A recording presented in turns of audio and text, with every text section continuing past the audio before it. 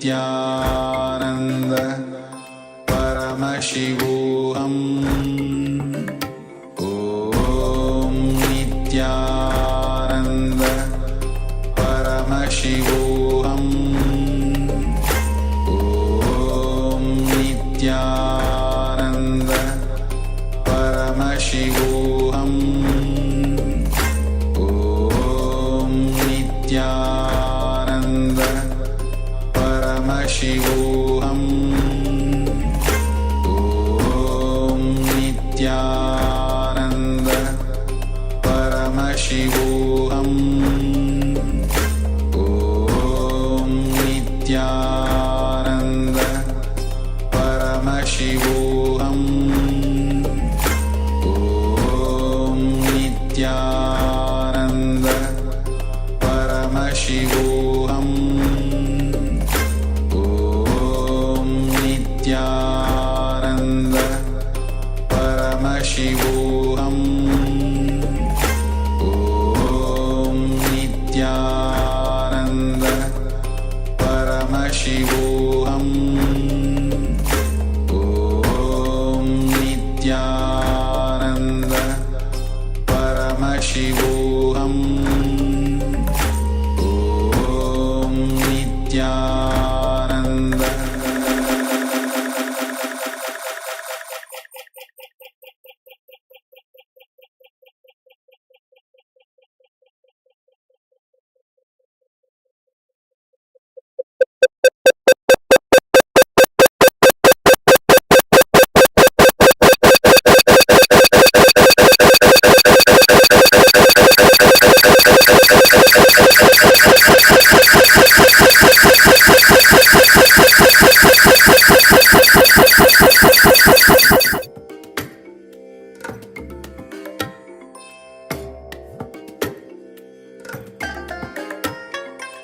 I bless you all.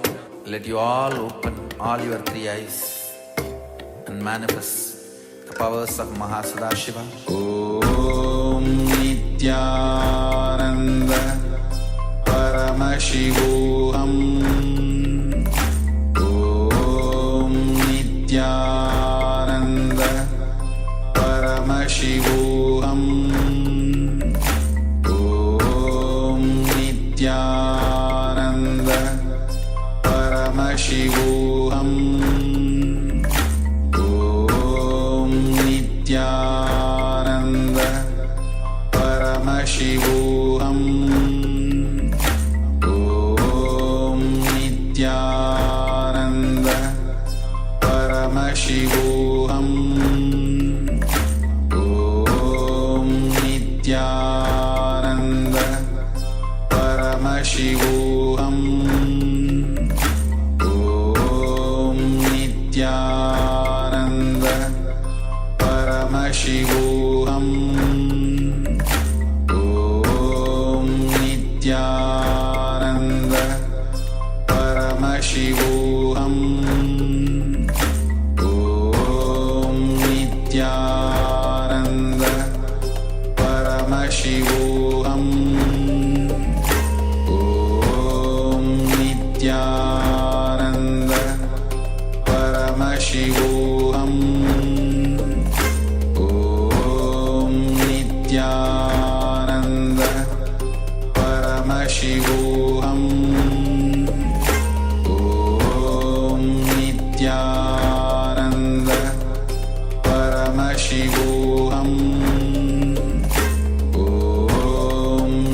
Om Nityananda Paramashivoham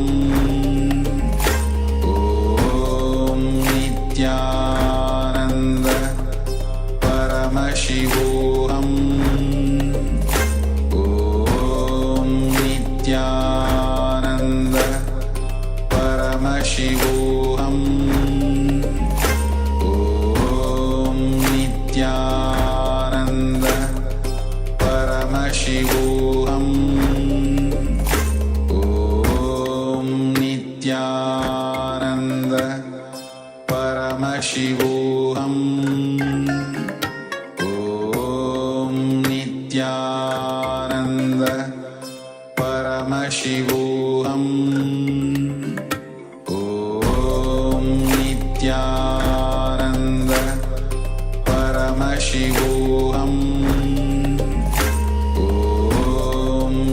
Nityananda Paramashivoham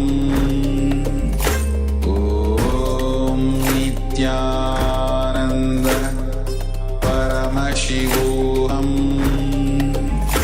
Om Nityananda Paramashivoham Om Nityananda Paramashivoham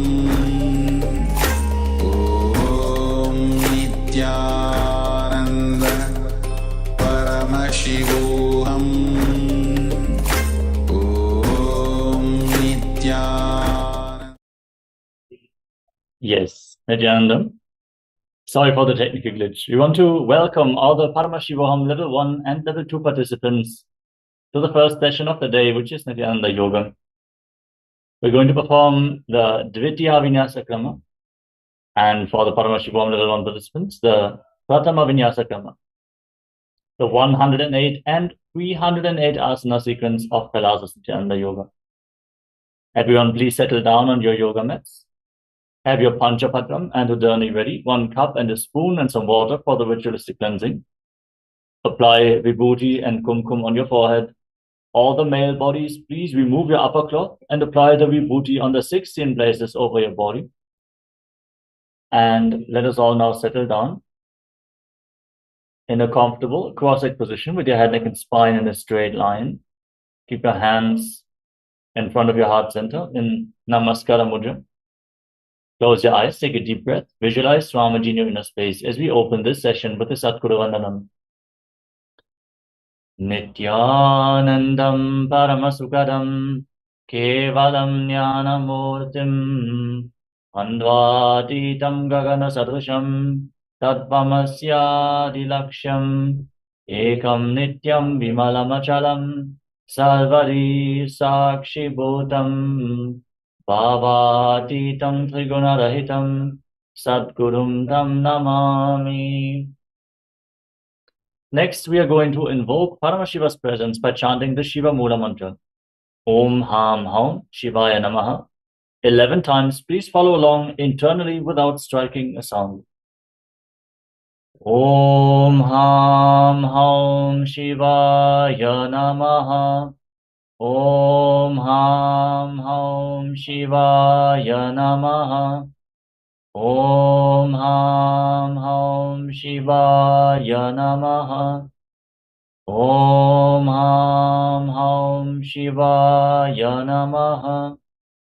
Om Ham Haum Shivaya Namaha.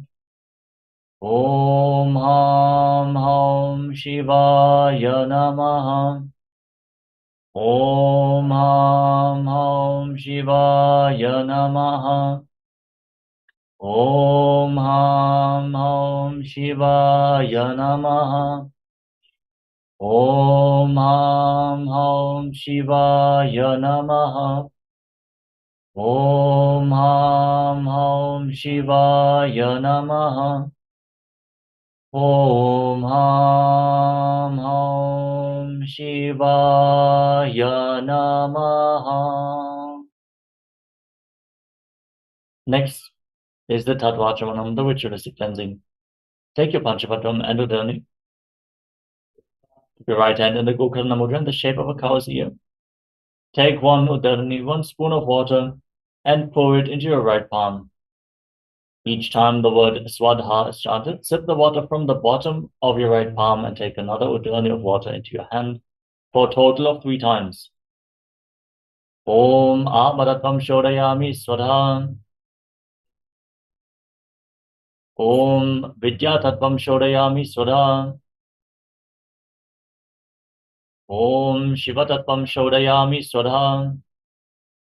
And now wash your right hand with the water from the Panchapatram. Wipe your lips twice with the bottom of your right thumb. Om Ham Hridayaya Namaha. Then wash your hand again.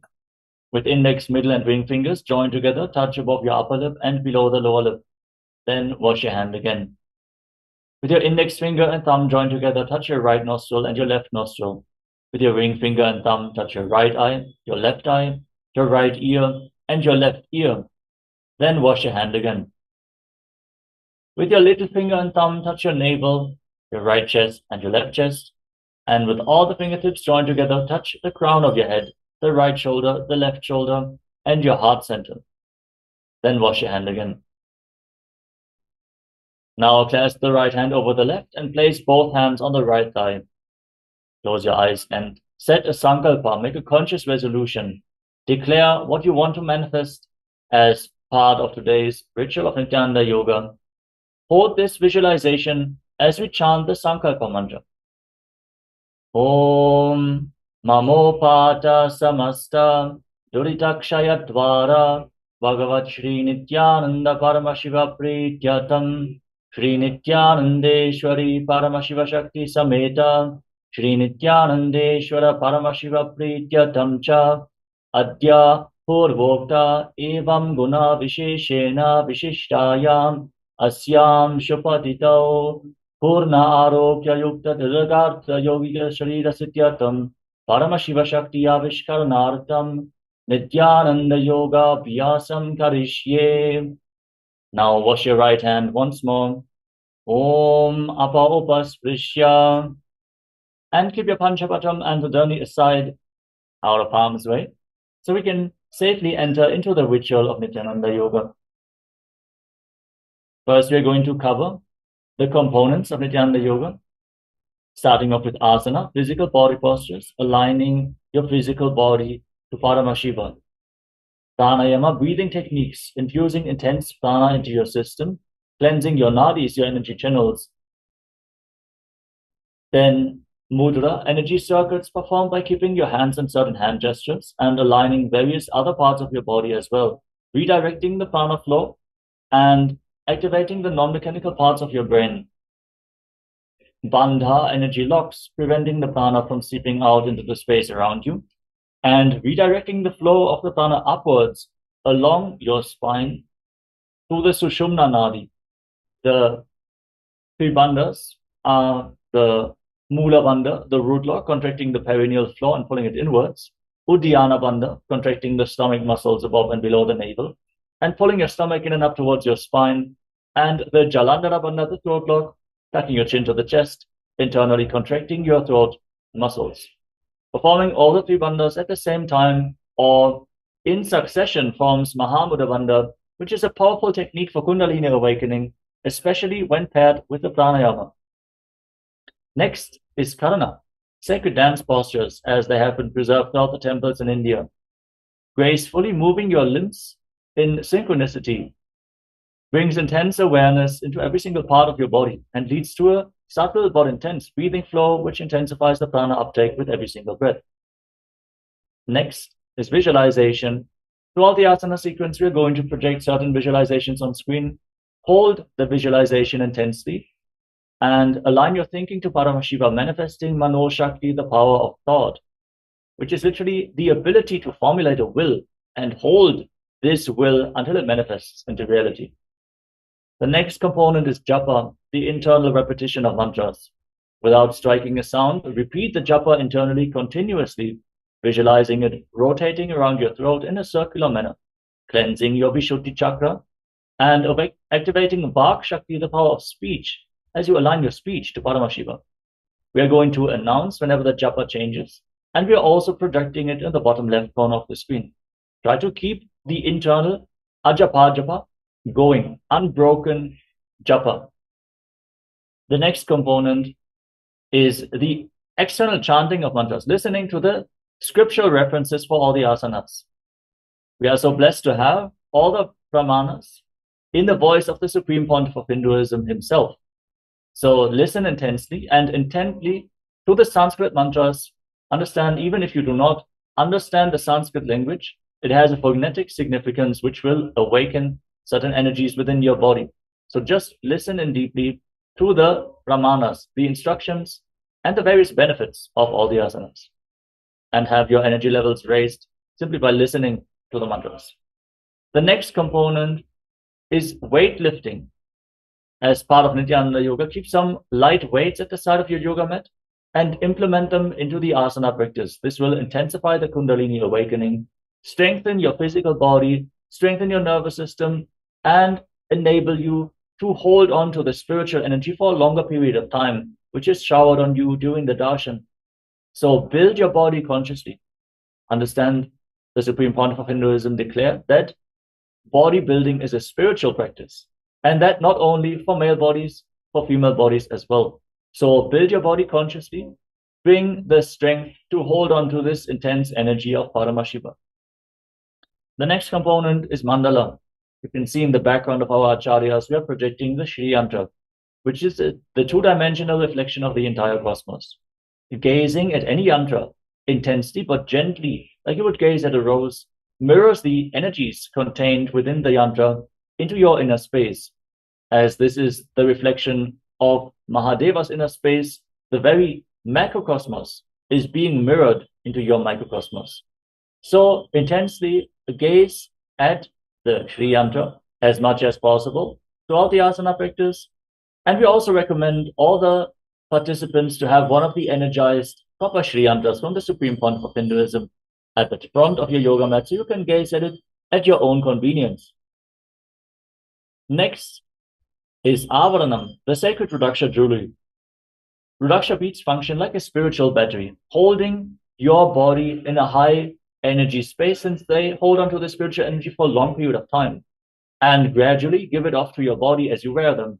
So any Rudraksha jewelry you have, be it the Rudraksha mala, the Kanta mala, earrings, any other jewelry made from Rudraksha, is advised to wear, especially during Nityananda Yoga.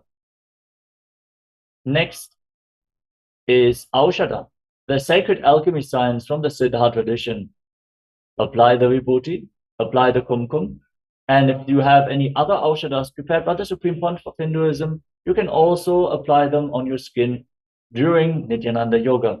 Aushadhas are the sacred herbal remedies, the energy medicines from the Siddha tradition, which infuse intense prana into your system simply by applying it on your skin or ingesting it into your body, capable of curing even chronic diseases. With all these components, Kailasa Nityananda Yoga is a powerful methodology to awaken the Kundalini Shakti and realize one's own highest identity, which is Paramashiva. Understand, yoga is uniting yourself with the source. It is a sacred ritual. So we request all the participants to please hold the sacred space. Make sure the room in which you are practicing the yoga is clean. You're wearing the appropriate attire. We request all the female bodies to please wear long pants for this ritual, since this session is conducted by the brahmacharis of Bhagavan Sri Nityananda Paramashivham. Please hold the sacred space. And all the male bodies, please remove your upper cloth, for this is a ritual, and rituals require the male bodies to remove the upper cloth. With this, let us now enter into the first asana of the sequence, which is Sukhasana, sitting in a comfortable cross-legged position with your head, neck, and spine in a straight line. Keep your hands on top of your knees in Bindu Mudra, with index fingers and thumbs together. Gaze forward as you visualize Lord Shiva in your inner space. Breathe in Samana Kumbhaka, inhaling deeply into your navel region and holding your breath. Then exhaling fully from the navel, again holding your breath. Feel the fire being kindled in your navel, rising upwards. Engage Mahamudra Bandha, all three bandhas, the root lock, abdominal lock, and throat lock, and internally chant the first japa of this sequence, which is Soham. Continuously repeat the japa Soham in your inner space. Sukhasana. Tat sukhasanamityuktamashaktastatsamacharet asanam vijitam yena jitam tena jagatrayam. Parvatasana. Now place your feet on top of opposite thighs. Join your palms together in Anjali Mudra and raise your arms up straight above your head. Engage Mahamudra Bandha. All three bandhas, gaze towards the tip of your nose and visualize yourself as Mount Kailash in Parvatasana. Athavakshe Mahadeva Parvatasana Mangalam Yatkritva Sthira Rupi Syat Shatchakradi Vilopanam. Alibhasana. Now extend your feet away from the body. Join the soles of the feet together Interlock your hands behind your back with Parusha Mudra and lean forward and down, placing your forehead on the ground just behind your heels. Try to really lean down as low as possible. As you engage Mahamudra Bandha, gaze towards the tip of the nose and visualize Swamiji in your inner space in Halipavasana. Purava Vidiyahu me jano ubhai pagathali samputadhano Vishtupachedo bu karalyavo dachina karso vam gahavo. Nadi Bhavasana. Now, with the soles of the feet together in front, extend your arms out, cup your palms and place them on the ground in front of your feet. As you lean forward and down once more, placing your forehead on the ground behind the heels. Engage all three bandhas. Gaze to your nose and visualize yourself as a snake in Nagipavasana.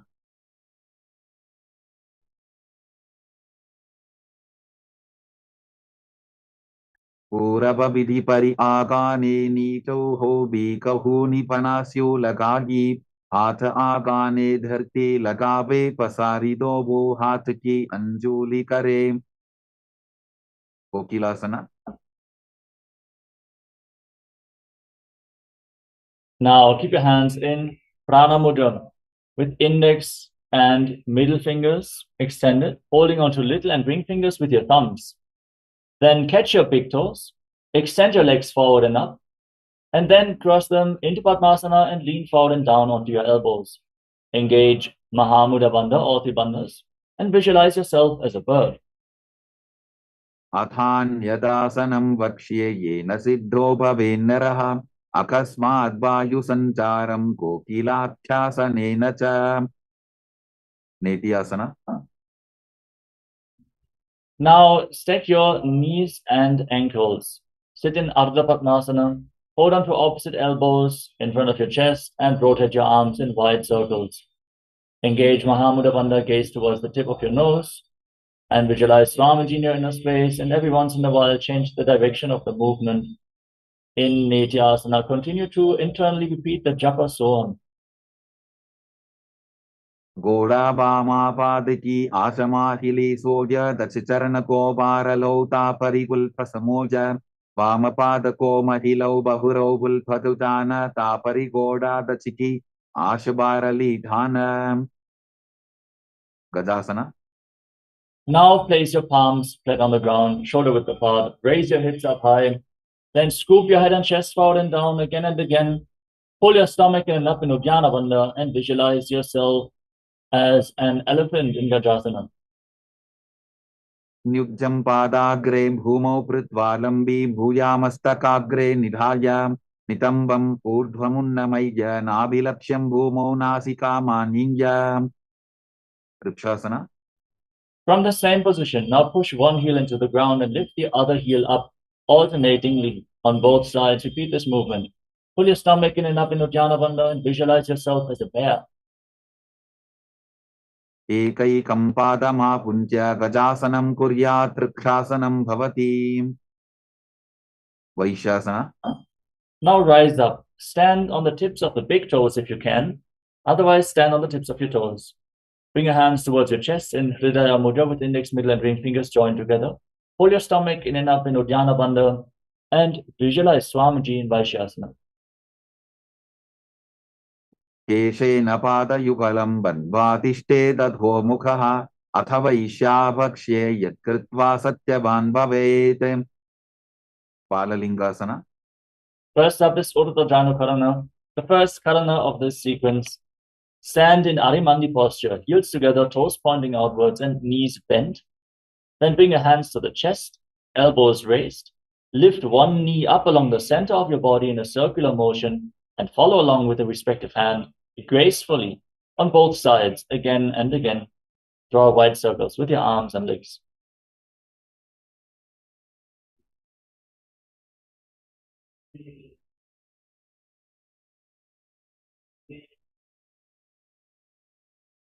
Next up is Balalingasana.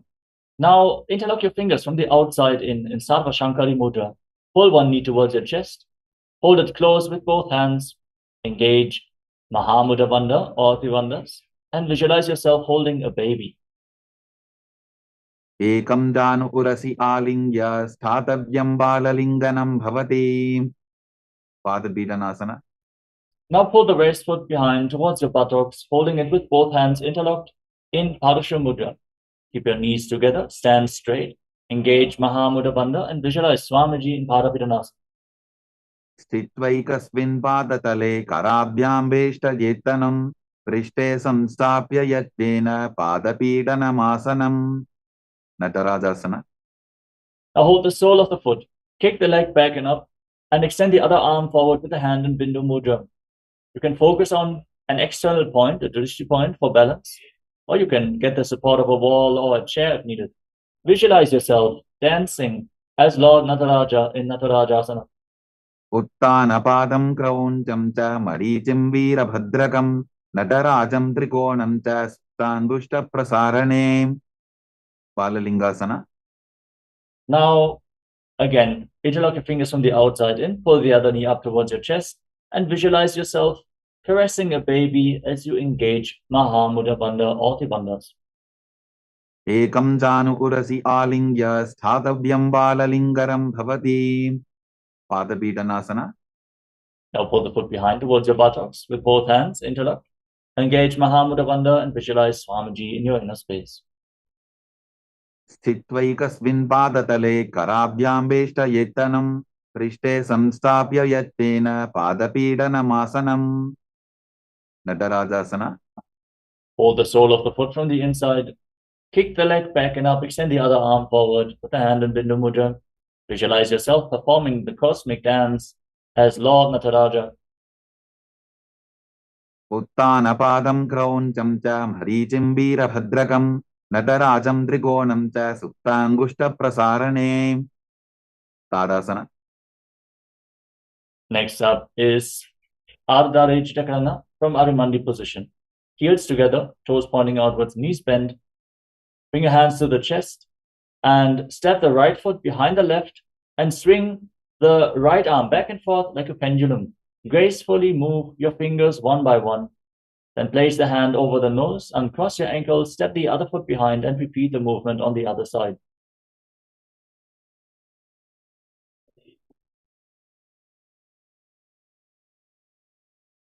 Next up is the skeleton dance. Now visualize yourself as a skeleton and shake your body intensely.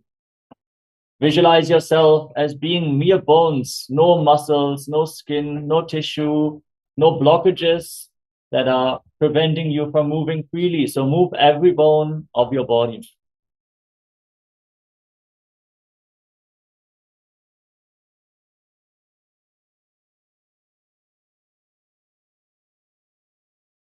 Moving on to Kati Chinakarana from Arimandi position. Cross your arms over top of your head. Turn your body to one side and open up your arms over top of your head. Return to the center, cross them again, then open them up to the other side again and again.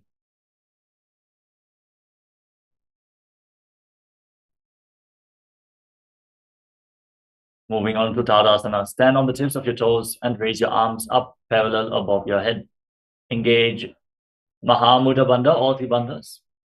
And visualize yourself as a palm tree as you internally chant the new japa Shivoham continuously.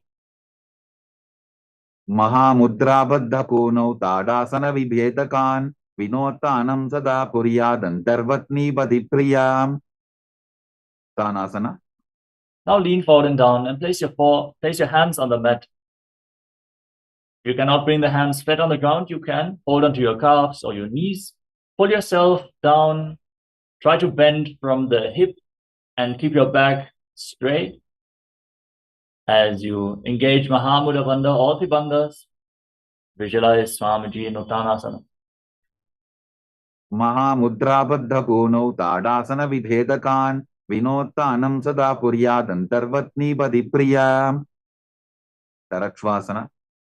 Now walk your hands forward and step your feet back into a tall plank position. Lock your throat in Jalandhara Bandha and start rotating your head from side to side. Visualize Swamiji in your inner space and continuously breathe in Samana Kumbhaka, focusing on the digestive fire increasing as you hold your breath after in and exhalation. Gajasanavastitva mastakam varam varam dakshina kokshim savya kokshim najet Tarakshvasanam bhavati. Bhujangasana. Now lay down on your stomach, your hands at the side of the shoulders, and lift your head and chest up by the strength of your lower back. Use your back muscles to roll yourself up. Open your mouth, inhale through the hollow of your throat, and visualize yourself as a cobra in Bhujangasana. Angushthanabiparyantam adho bhumo vininyaset karabhyantadaran dritva urdvashirshaphanivashi dehad nirbardhate nityam sarvaroga vinashanam jagarti bhudaji devi bhujangasana sadhanate. Shashasana. Now push your hands into the ground, lift your body back up into the plank position. And then alternate, pulling one knee in towards your chest, back and forth. As you breathe calmly through your nose in Sahajra Kumbhaka, lead the prana along your spine and hold your breath on and off along the various chakras along your spine as you visualize Swamiji in Shashasana. Gajasana samstito janudvayamakuncha varam varam kartavyam shashasanam bhavati. Rathasana. From the same position, now step one foot forward in between the two hands. Simultaneously jump the front foot back and bring the other foot forward again and again. Visualize yourself pulling a chariot in a Rathasana. Gajasana samstito evaikam padam purvamargena bhramajitva kartavyam tathasanam bhavati. Virabhadrasana. Now keep one at the front, one foot at the front, and rise up. Bend the front knee at a 90-degree angle and turn the back toes facing sideways. Rotate your hips so they are facing forward. Raise your arms up parallel above your head. Pull your stomach in and up in Uddiyana Bandha. Gaze to your third eye and visualize yourself as Lord Virabhadra. Vasishtamata kaundinyam urdhakukudamevacha ashtavatkramathotthanam mayuram setu bandhanam uttanapadam krauncham cha marichim virabhadrakam nataracham trikonam cha suptangushta prasarane. Virabhadrasana. Now exchange the position of your feet. Again, bend the front knee at a 90-degree angle. Make sure it's at 90 degrees. Lower yourself down a little bit more. Raise your arms up, pull your stomach in and up. Gaze to your third eye and visualize yourself as Lord Virabhadra having 8 arms in Virabhadrasana.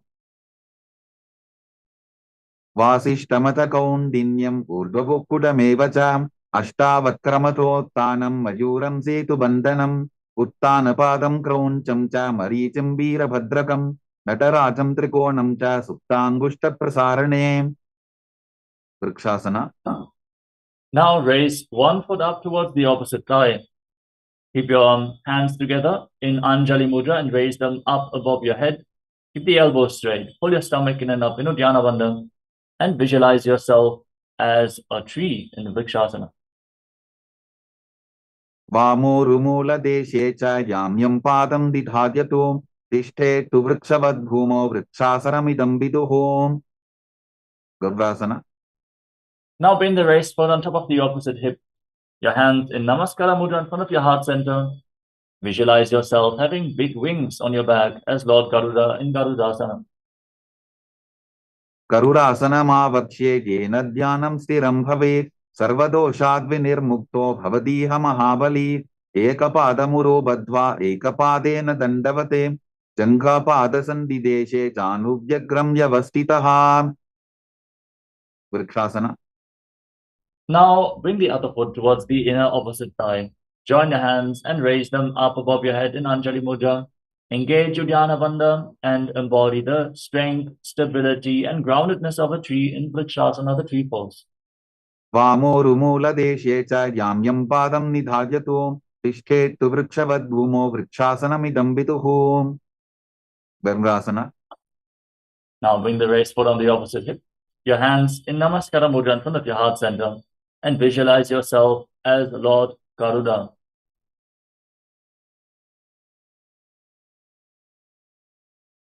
Garurasana mavakshe jena dhyanam stiram bhavet sarvadoshad vinirmukto bhavatiha mahabali ekapadamuro badva ekapadena dandavate janghapada sandideshe janubhyagram yavastitam.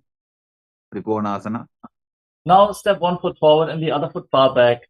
With your back toes facing sideways, extend your arms out parallel to the ground and lean forward and down.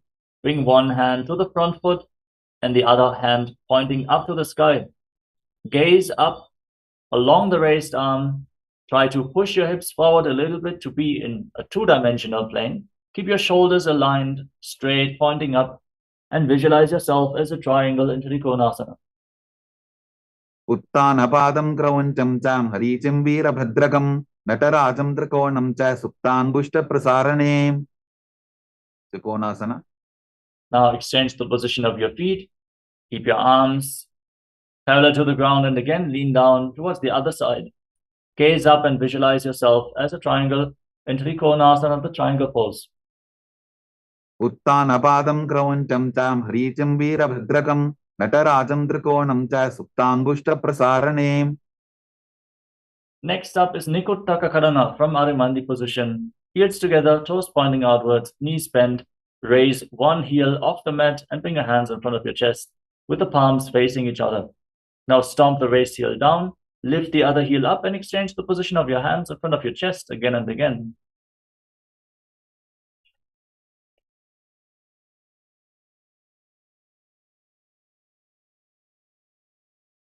Gushtasana. Now squat down, raise your heels off the mat, tuck your toes and sit down on the heels with your perineum. Keep your knees together, join your hands in Namaskara Mudra in front of your heart center. Visualize Swamiji in your inner space and start buzzing like a bee on the inhalation and exhalation in Brahmari Kumbhaka, internally chanting the new japa Sadashivoham in Angushtasana. कबन्धासनमित्याहुः गोरक्षासनमेव च अंगुष्ठमुष्टिकं न्येयं ब्रह्मप्रसादितं तथा. Saurasana. From the same position, now extend one leg forward, heel down, toes pointing up, hands at the side, palms facing forward in Vara Mudra, the blessing, the showering mudra, fingertips barely touching the ground for support. Visualize Swamiji in Saurasana. प्रसार्यैकं पादतलं संस्थाप्यत्वेकपालकं. Vidunanasana. Now lean forward and down and hold on to the big toe of the front foot and the heel of the back foot. If you cannot balance, holding on to the heel, you can place your hand at the side of your body on the ground. Visualize yourself, visualize Swamiji in your inner space and continuously buzz like a bee on the in and exhalation in Brahmari Kumbhaka.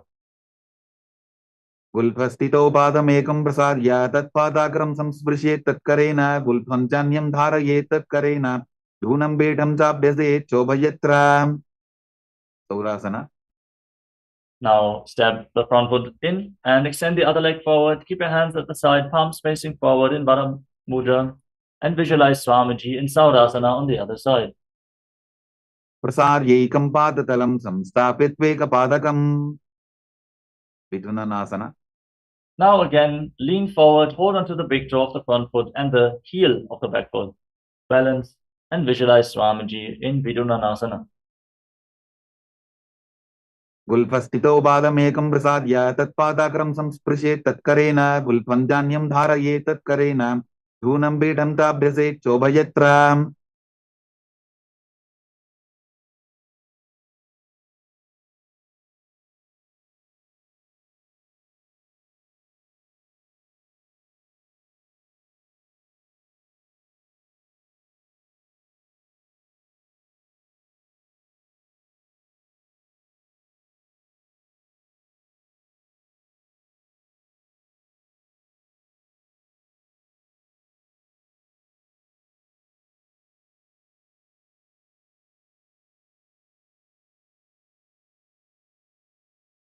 Yes, sorry for the technical glitch. Now step both your feet in, sit on raised heels, and slightly separate your knees and place your hands on top with the palms facing upwards. Lock your throat and gaze through the gap between the palms in Shambhavi Mudra with your eyes open wide, unblinking, actually gazing inwards eternally. Keep your knees off the ground and balance on the toes as you visualize Swamiji in Brahmajurankushasana. Brahmajurankushasana. Dobu pranapani hoy vaise edi dobudani vaise korabakatalya ki mahili ayusa mahera shemili. Kapilasana. Now drop your knees to the mat, place your hands on your thighs, lock your stomach in Uddiyana Bandha and gaze towards the tip of your nose. as you visualize yourself as sage Kapila Muni in Kapilasana.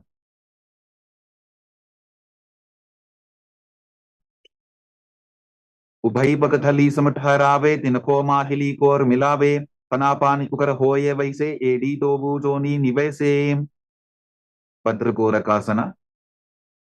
Maintain the same position, but shift your gaze upwards towards your third eye. Visualize Swamiji in your inner space and continuously buzz like a bee in Brahmari Kumbhaka in Bhadrakorakasana. दोबू बगथली संपुट करे कोरवारली भूपरि धरे कोरवारली राखे ऐसे तापरी मूलद्वार डिगी बैसे. सूर्यासना. Now, raise your knees off the ground. Keep them separate. Join the soles of the feet and sit on the heels. Join your thumbs and little fingers and raise your arms up over top of your head in Padma Mudra, resembling a lotus flower, and gaze up through the gap between the palms as you pull your stomach in and up in Uddiyana Bandha and visualize Lord Surya in your inner space in Suryasana. एडी दोबो बुता तरियाने फना पानी बैठक बु निठाने गोड़ा जंगा अधर करी रहे आडे वाम इसी विधि कहे. मंडुकासना. Now drop your knees to the ground. Place the top of the feet flat on the mat. Sit in between your heels with the toes touching behind your back. Place your hands on the respective knees. Gaze up towards your third eye and press your tongue upwards against the palate of your mouth in Manduki Mudra. Visualize yourself as a frog and breathe in Sahaja Kumbhaka, calmly through your nose in Mandukasana. पाद तलौ पृष्ठ देशे अंगुष्टे द्वे च संस्पृशेते जानु युग्मं पुरस्कृत्य साधयेन् मंडुकासनम्. उत्तान मंडुकासना. From the same position, now cross your arms behind your back, holding onto opposite shoulders. Keep your elbows against your head. Pull your stomach in and up in Uddiyana Bandha. Gaze to your third eye. Push your tongue up and visualize yourself as a frog. मंडुकासन मध्यस्थं कोटपराभ्यां धृतं शिरः एतद्भ्येकवदुत्तानम् एतदुत्तान मंडुकम्. सिंहासना. Now cross your feet and sit on the raised heel. Place your hands flat on top of the knees. Gaze towards the tip of your nose. Stick your tongue out and exhale forcefully through your mouth again and again as you roar like a lion in Simhasana. दक्षिणं सव्यपुल्भेन दक्षिणेन तथेतरं हस्तौश्च जान्वो संस्थाप्य स्वाङ्गुलीश्च प्रसार्य च. भद्रासना. Now join the soles of the feet together behind your back. Separate your knees wide apart and sit on your heels. Cross your arms behind your back and hold on to opposite big toes in Prana Mudra. As you lock your throat, tuck your chin to the chest and gaze to the nose. Visualize Swamiji in your inner space and return to buzzing like a bee on in and exhalation in Brahmari Kumbhaka in Bhadrasana.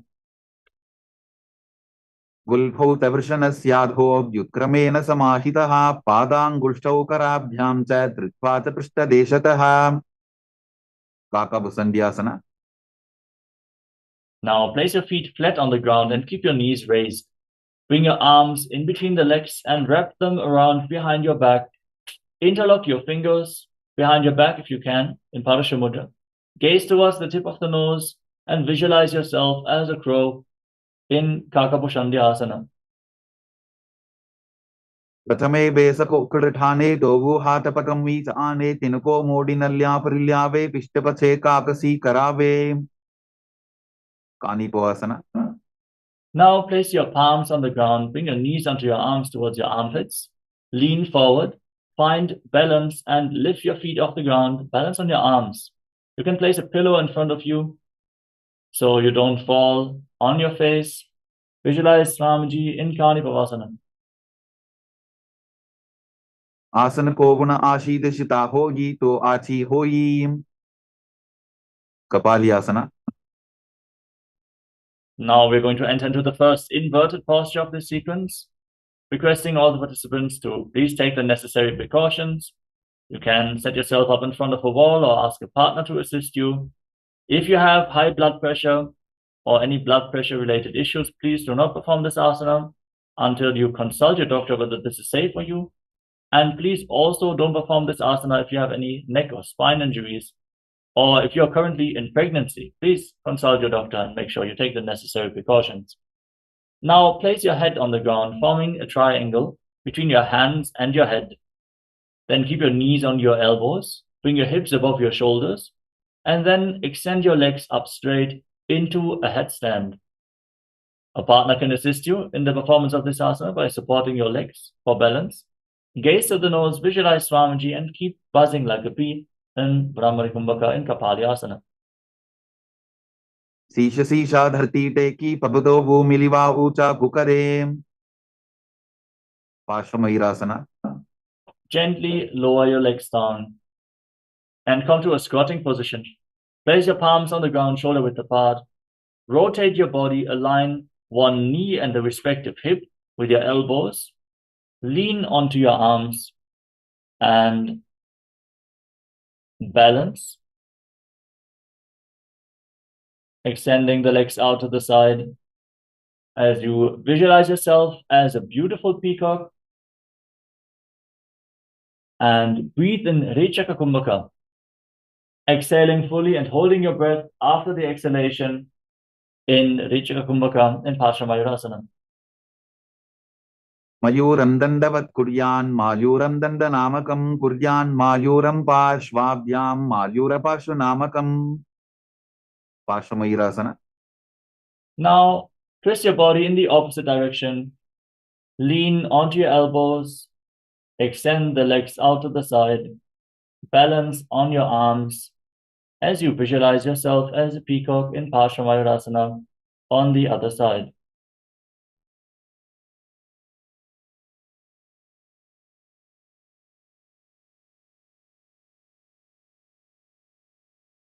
मयूरं दण्डवत् कुर्यान् मायूरं दण्डनामकं कुर्यान् मायूरं पार्श्वाभ्यां मायूरपार्श्वनामकं बहिरागनाथासना.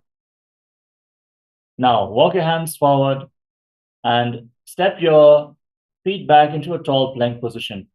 Step 1 foot outside the respective shoulder and in between the two hands.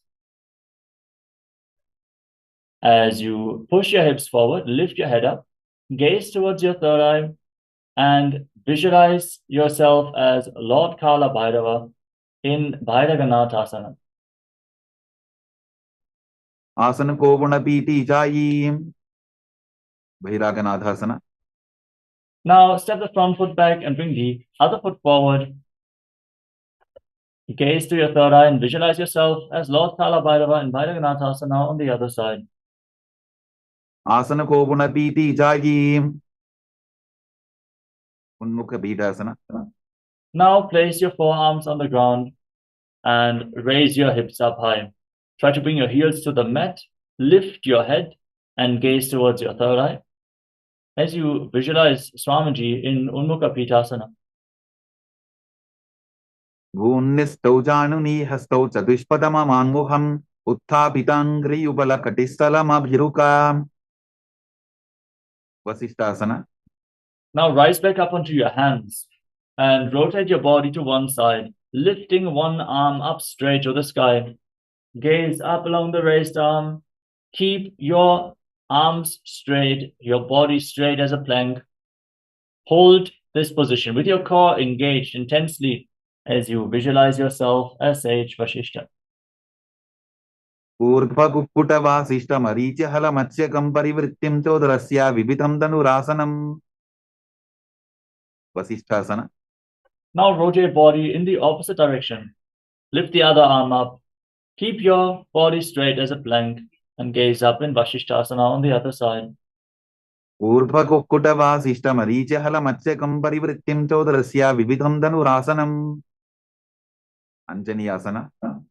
Now come to a seated position with your legs extended forward. Bring your hands underneath the buttocks with the palms facing up. Lock your throat, gaze towards the tip of the nose. Internally chant the new japa Mahasadashivoham and visualize yourself as Lord Hanuman. दोबो करकी ube हथेली कोरवारली मैले बेली सो आगाने भूपरिदाशे महाने अंगुली मिलिराशे पश्चिमदानासना. Now lean forward and down and hold onto your big toes in Prana Mudra as you engage Mahamudra Bandha, all the bandhas, Exhale fully and hold your breath and visualize Swamiji in your inner space. Janu parilalatantu paschimam tanamuchyate yena kena prakarena sukham dharyam tajayate. Ugrasana.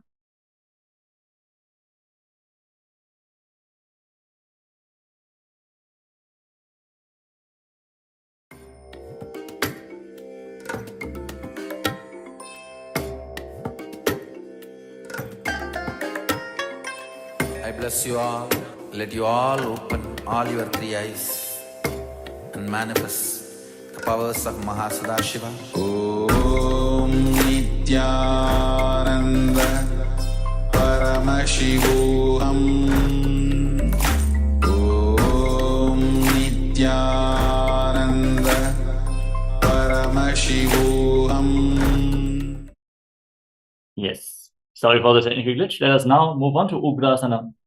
With your legs extended, your knees slightly separate, interlock your hands around your neck, lean forward and down and place your head in between the knees if you can, elbows outside the legs.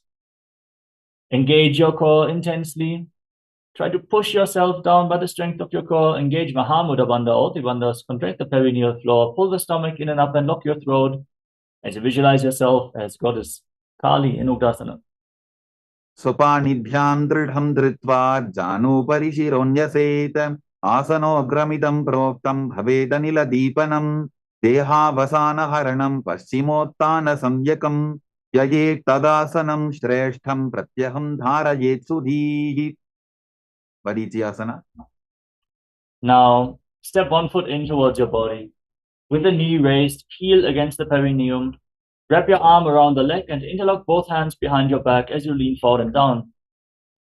Visualize yourself as Marichi in Marichiyasana. Uttanapadam krauncham cha haricam veerabhadrakam natarajam trikonam cha suptangushta prasarane. Mahamudrasana. Now drop the raised knee to the side. Keep the heel against the perineum. Lean forward and down and hold onto the front foot with both hands. Gaze towards the tip of the nose. Visualize Swamiji in your inner space. Exhale all the way and engage Mahamudra Bandha in Mahamudrasana.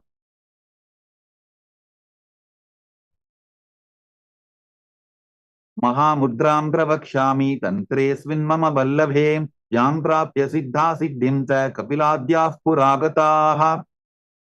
Varichiyasana. Now exchange the position of your feet. Step the other foot in towards your body with the knee raised. Interlock your hands behind your back as you lean forward and down and visualize yourself as Marichi. Uttanapadam krauncham cha haricam veerabhadrakam natarajam trikonam cha suptangushta prasarane. Mahamudrasana. Now drop the raised knee to the side. Keep the heel against the perineum and lean forward and down. Hold onto the front foot with both hands. Engage all the bandhas. Gaze to the nose and visualize Swamiji in your inner space. Mahamudram pravakshami tantresvin mama vallabhe yam prapya siddha siddhim cha kapiladyah puragataha. Bhadrasana. Now join the soles of your feet together in front of your body. Interlock your fingers around the toes and pull your heels in towards your perineum.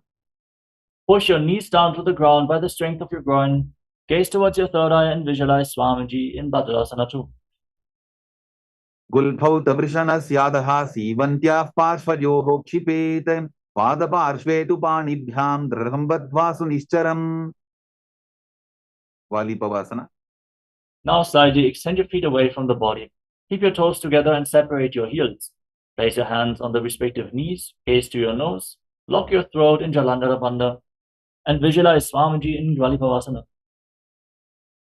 Puravachar padichoka kakhyo soyi vahi vidichoki je soyi yame edi bhinna jarashe angula atha antaro rashe. Donyasana.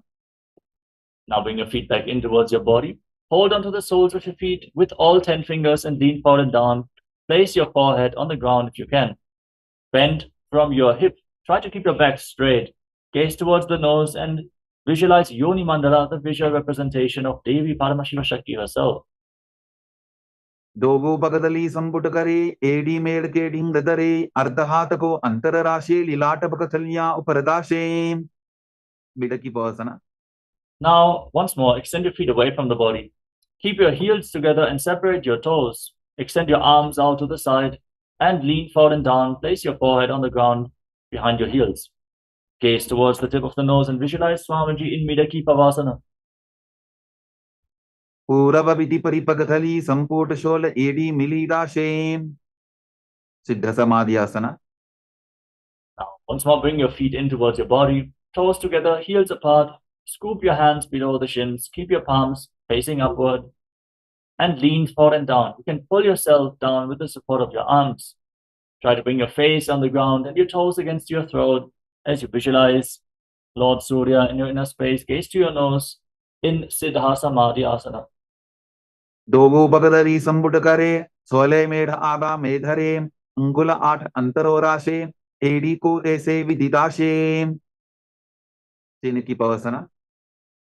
Rise up with the soles of the feet together. Pull your heels against your perineum and open up the soles of your feet like a book. The soles of the feet should face up towards the sky. Press your elbows onto your thighs. Gaze towards the tip of the nose and visualize Swamiji in Chinaki Pavasana. Dogu Bakaki Edi Dhati Madiva Medharagave Sarbrajokasana. Now place your hands on your knees, heels against the perineum, soles of the feet together, and push your knees down to the ground. Pull your stomach in and up in Uddiyana Bandha. Feel the energy rising up along your spine as you gaze to your third eye and visualize Swamiji in Charapata Chokasana. Dogu Bagadali Samputadhare Avane Kaizare Pasare Gora Bhusu Lagatarashe Hat Dogu Gora Paridashe Bhairavasana. Now, with the soles of the feet together, rotate your feet, raise your heels, bring your toes down to the mat, and try to place your knees on the ground as you place your hands on top in Bindu Mudra. Gaze to your third eye and visualize yourself as Lord Kala Bhairava in Bhairavasana. Gulpho Sampita Chan Yonyam Vikrameno Titam Shanihi Chanbo Paswakato Hasto Dandavat Bhairavasanam Samanasana. Relax. Now, you can bring one heel against the perineum and lift the sole of the other foot against your chest with both hands. Gaze up towards your third eye. Visualize Swamiji. Exhale all the way and firmly contract the perineum, holding your breath in the Muladhara Chakra in Samanasana. Samanasana Mavakshe Siddhamantradi Sadhanat Ekapadamaro Datva Guhyonyalinga Vatrake Panasana. Now, lift one leg over top of the respective shoulder and extend the other leg forward with your hands at the side for balance. Gaze to your third eye and visualize Swamiji in Apanasana. Kevalam Padame Kancha Skandhe Charope Yettadaha Ekapadena Gagane Tishtetadandavattrabhon Samanasana. Now exchange the position of your feet. Bring the other heel against your perineum, opposite foot against your chest. Gaze up and visualize Swamiji. Hold your breath in the Muladhara Chakra in Samanasana. Samanasana Mavakshe Siddhamantradi Sadhanat Ekapadamaro Datva Guhyonyalinga Vatrake Apanasana. Now lift the leg over your shoulder and extend the opposite leg forward and up. Gaze towards your third eye as you visualize Swamiji in Apanasana. Kevalam Padame Kancha Skandhe Charope Yettadaha Ekapadena Gagane Tishtetadandavattrabhon Vomkhasana. Now stack your knees in front of your body with the heels outside opposite hips. Interlock your hands on the top knee. Gaze towards the tip of the nose. Breathe in Siddhkari Kumbhaka. Hiss through your teeth on the inhalation and exhale through your nose. Intonally chant the new japa Om Nithyanandoham as you visualize the face of a cow in Gomukhasana. Savve Dakshina Bulphanto Prishtaparshvin Yojayete Dakshine Titata Sadyam Gomukham Yatham Anasuyasana.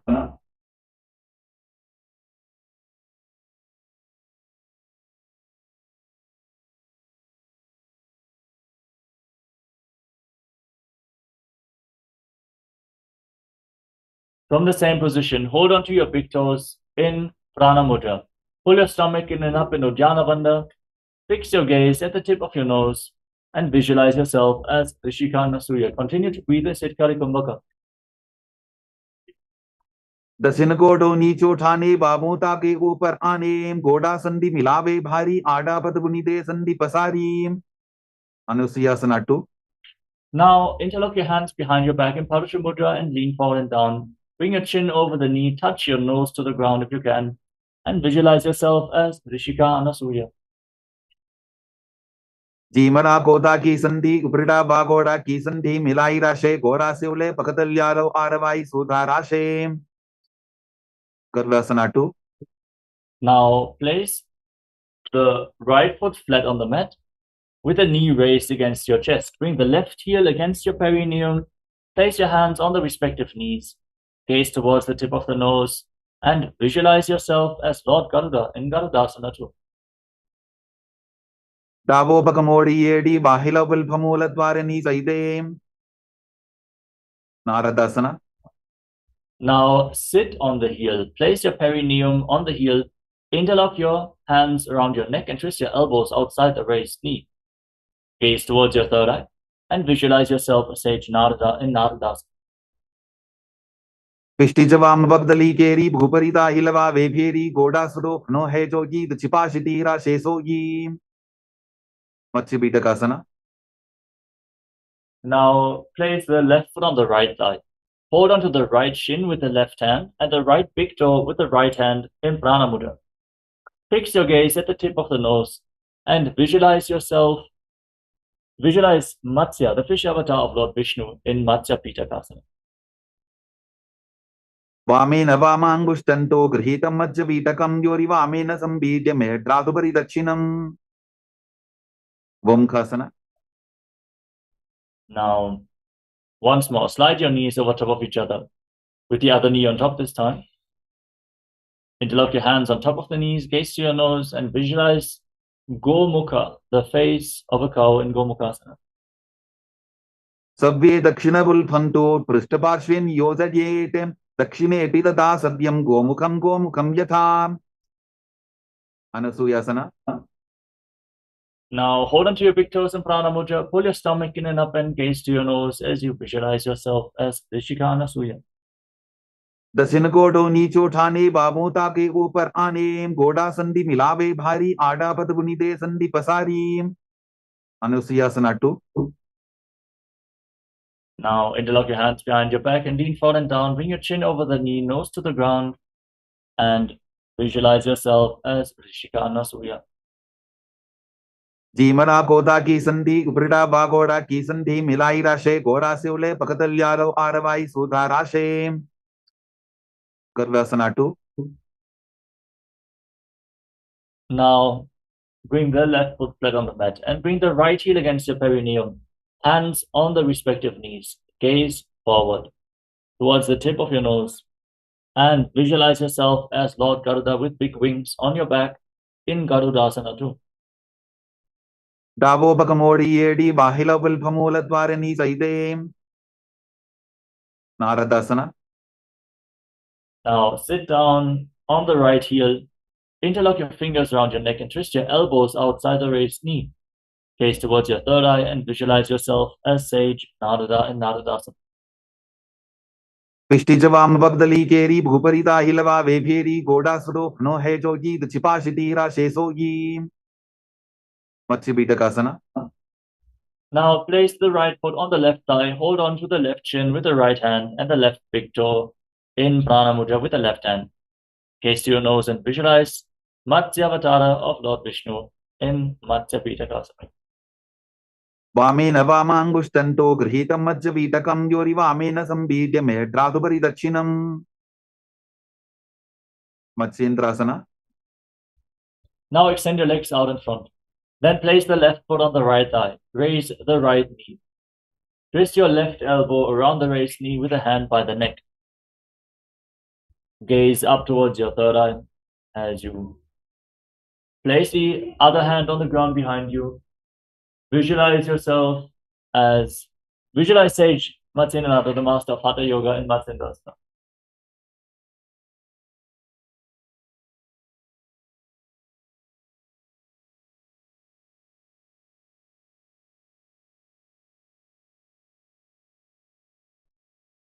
उदिरं पश्चिमाभासं कृत्वा तिष्ठति यत्ततः नम्राङ्गं वामपादं हि तक्षचानुपरिन्यसेत्. Ubasana. Now extend your front hand down towards the foot with the elbow outside the raised knee. Hold on to the big toe in Prana Mudra and place the other hand on the respective ear. Rotate your spine, gaze back and up towards your third eye and visualize yourself as a camel in Kubasana. Asana ko guna jholo jaye. Matsendrasana 2. Place your hand from the ear to the ground behind you. Gaze up towards your third eye and visualize Sage Matsendrasana, the master of Hatha Yoga and Matsendrasana 2. वत्सेन्द्रपीठं दडरप्रदीप्तिं प्रचण्डरपन्दलखण्डनास्त्रम् अभ्यासतः kundalini प्रबोधं दण्डस्थिरत्वं हि ददाति पुंसाम्. Matsyendrasana. Now extend your legs out in front. Place the right foot on the left thigh and raise the knee. Twist your elbow outside the raised knee with the hand by the neck. Place the other hand on the ground behind you. Gaze up and visualize Sage Matsendrasana, the master of Hatha Yoga.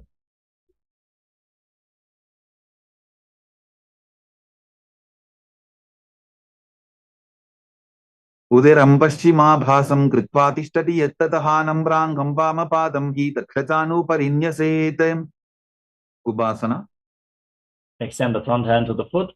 Hold the back ear with the respective hand and gaze to your third eye, visualizing yourself as a camel in Kubasana. आसन को गुण झोलो जाये. Matsyendrasana 2. Now place the hand from the ear to the ground behind you. Gaze to your third eye and visualize Sage Matsendrasana. वत्सेन्द्रपीठं दडरप्रदीप्तिं प्रचण्डरपन्दलखण्डनास्त्रम् अभ्यासतः kundalini प्रबोधं दण्डस्थिरत्वं हि ददाति पुंसाम्. Padmasana. Now place your feet on top of opposite thighs. Keep your hands flat on the respective knees. Gaze to your nose, engage Mahamudra Bandha. Breathe in Sitali Kumbhaka. Roll up your tongue and inhale through the tongue like a tube. As you internally chant Om Nithyananda Sadashivoham, visualize yourself as Lord Shiva in Padmasana.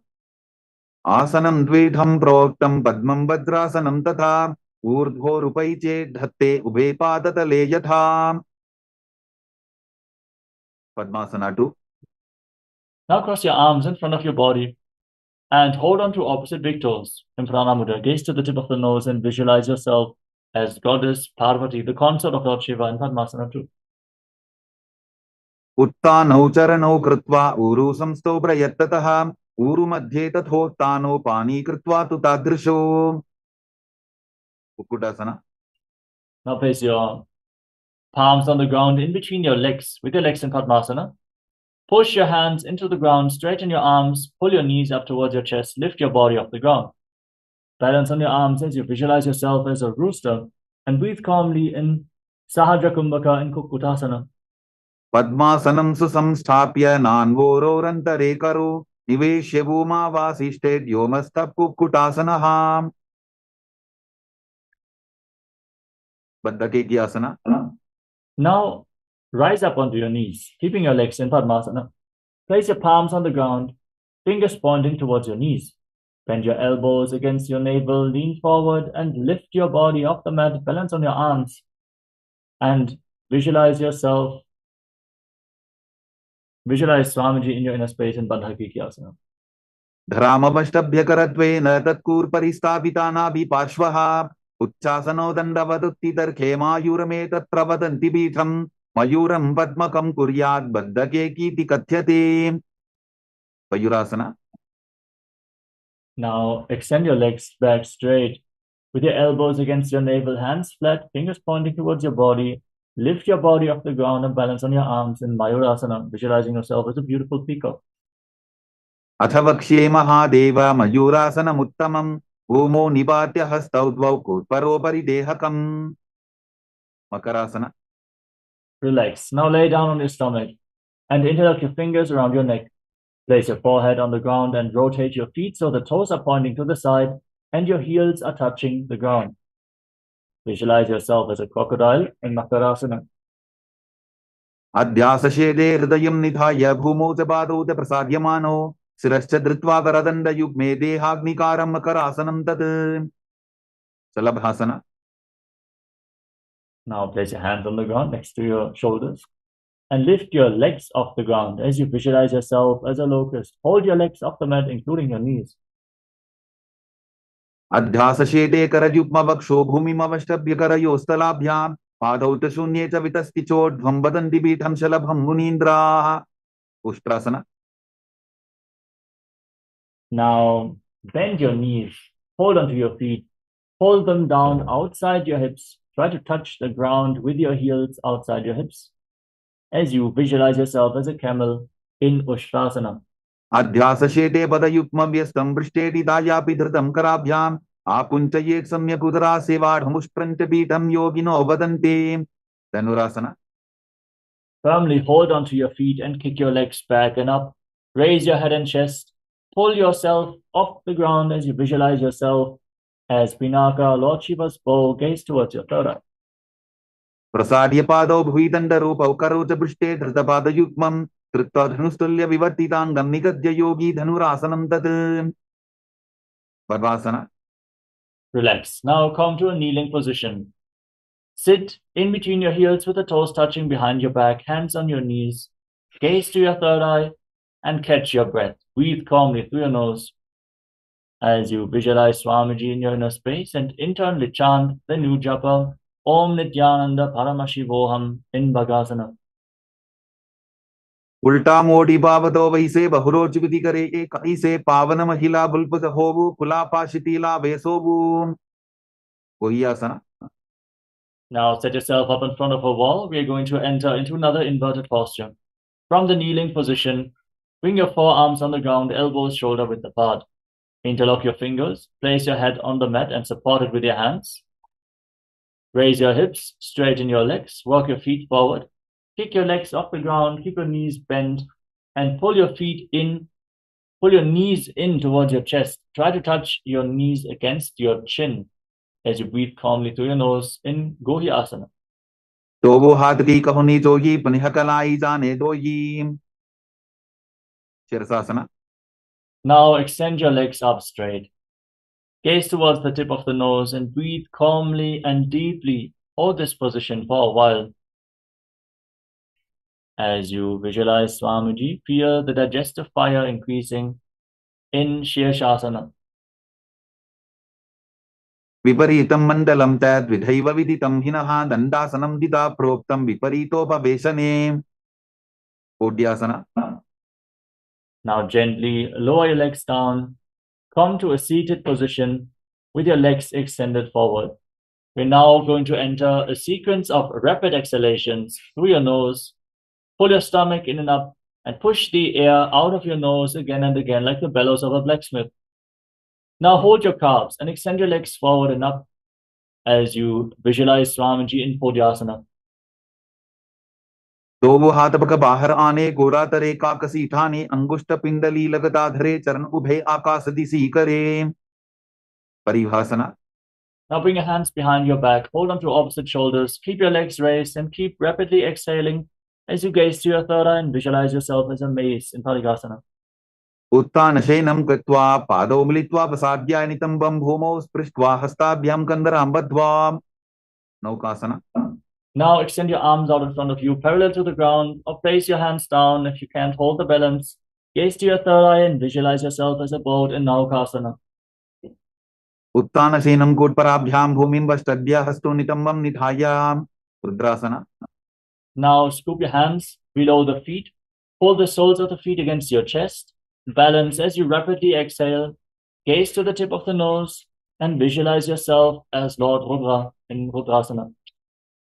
पगरली संकोट करी हाथस्य उपक उचाई पकाका अंगूठा दोबो लेवो परलिकानी तालवे. उन्मुख बीतासना. Relax. You can breathe calmly now. Lay down on your back, place your feet flat on the ground, and bring your palms down on the ground just behind your heels. Push your hips off the ground, contract the perineal floor, and block your throat. Hold your breath intensely for a long time in Mocha Kumbhaka as you visualize Swamiji in your inner space in Unmukha Pitasana too. ऊर्ध्वे च जानुनी कृत्वा छवित्वोर्ध्वमुखं तथा उत्थाप्य हस्तौ तिष्ठेतु पीठ उन्मुख नामके. शवासना.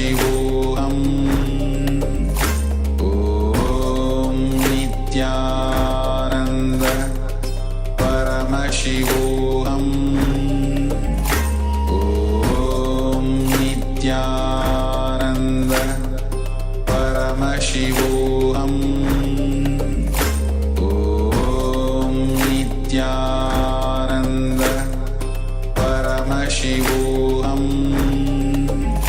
Om Nityananda Paramashivoham Om Nityananda Paramashivoham Om Nityananda Paramashivoham Om Nityananda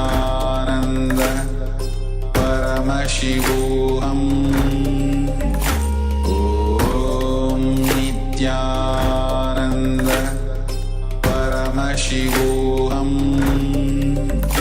Om Nityananda Paramashivoham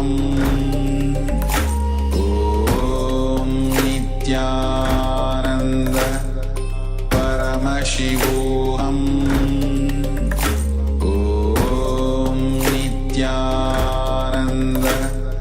Paramashivoham Om Nityananda Paramashivoham Om Nityananda Paramashivoham Om Nityananda Paramashivoham Om Nityananda Paramashivoham Om Nityananda Paramashivoham Om Nityananda Paramashivoham Om Nityananda Paramashivoham Om Nityananda Paramashivoham Om Nityananda Paramashivoham. Now, slowly return to your physical body. Start to wiggle your fingers and toes. Rotate your wrists and your ankles. Move your arms and legs. Pull your knees up towards your chest and circle them with your arms. Squeeze your body into a ball and rock it from side to side as you slowly return to a comfortable seated position.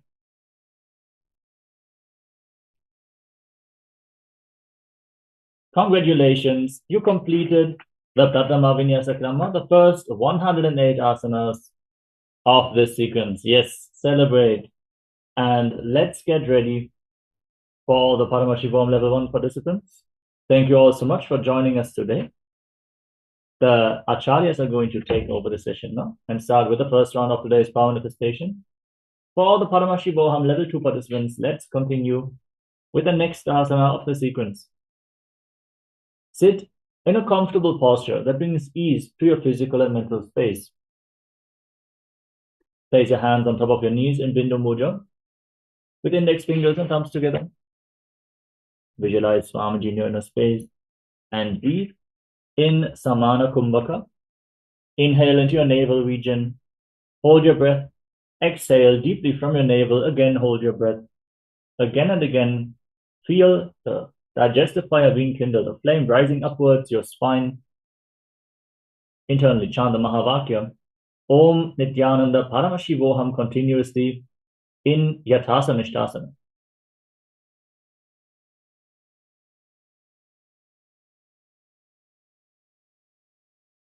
Yathasana Nishtasana. Paryankam tat samadhyatam yatasam.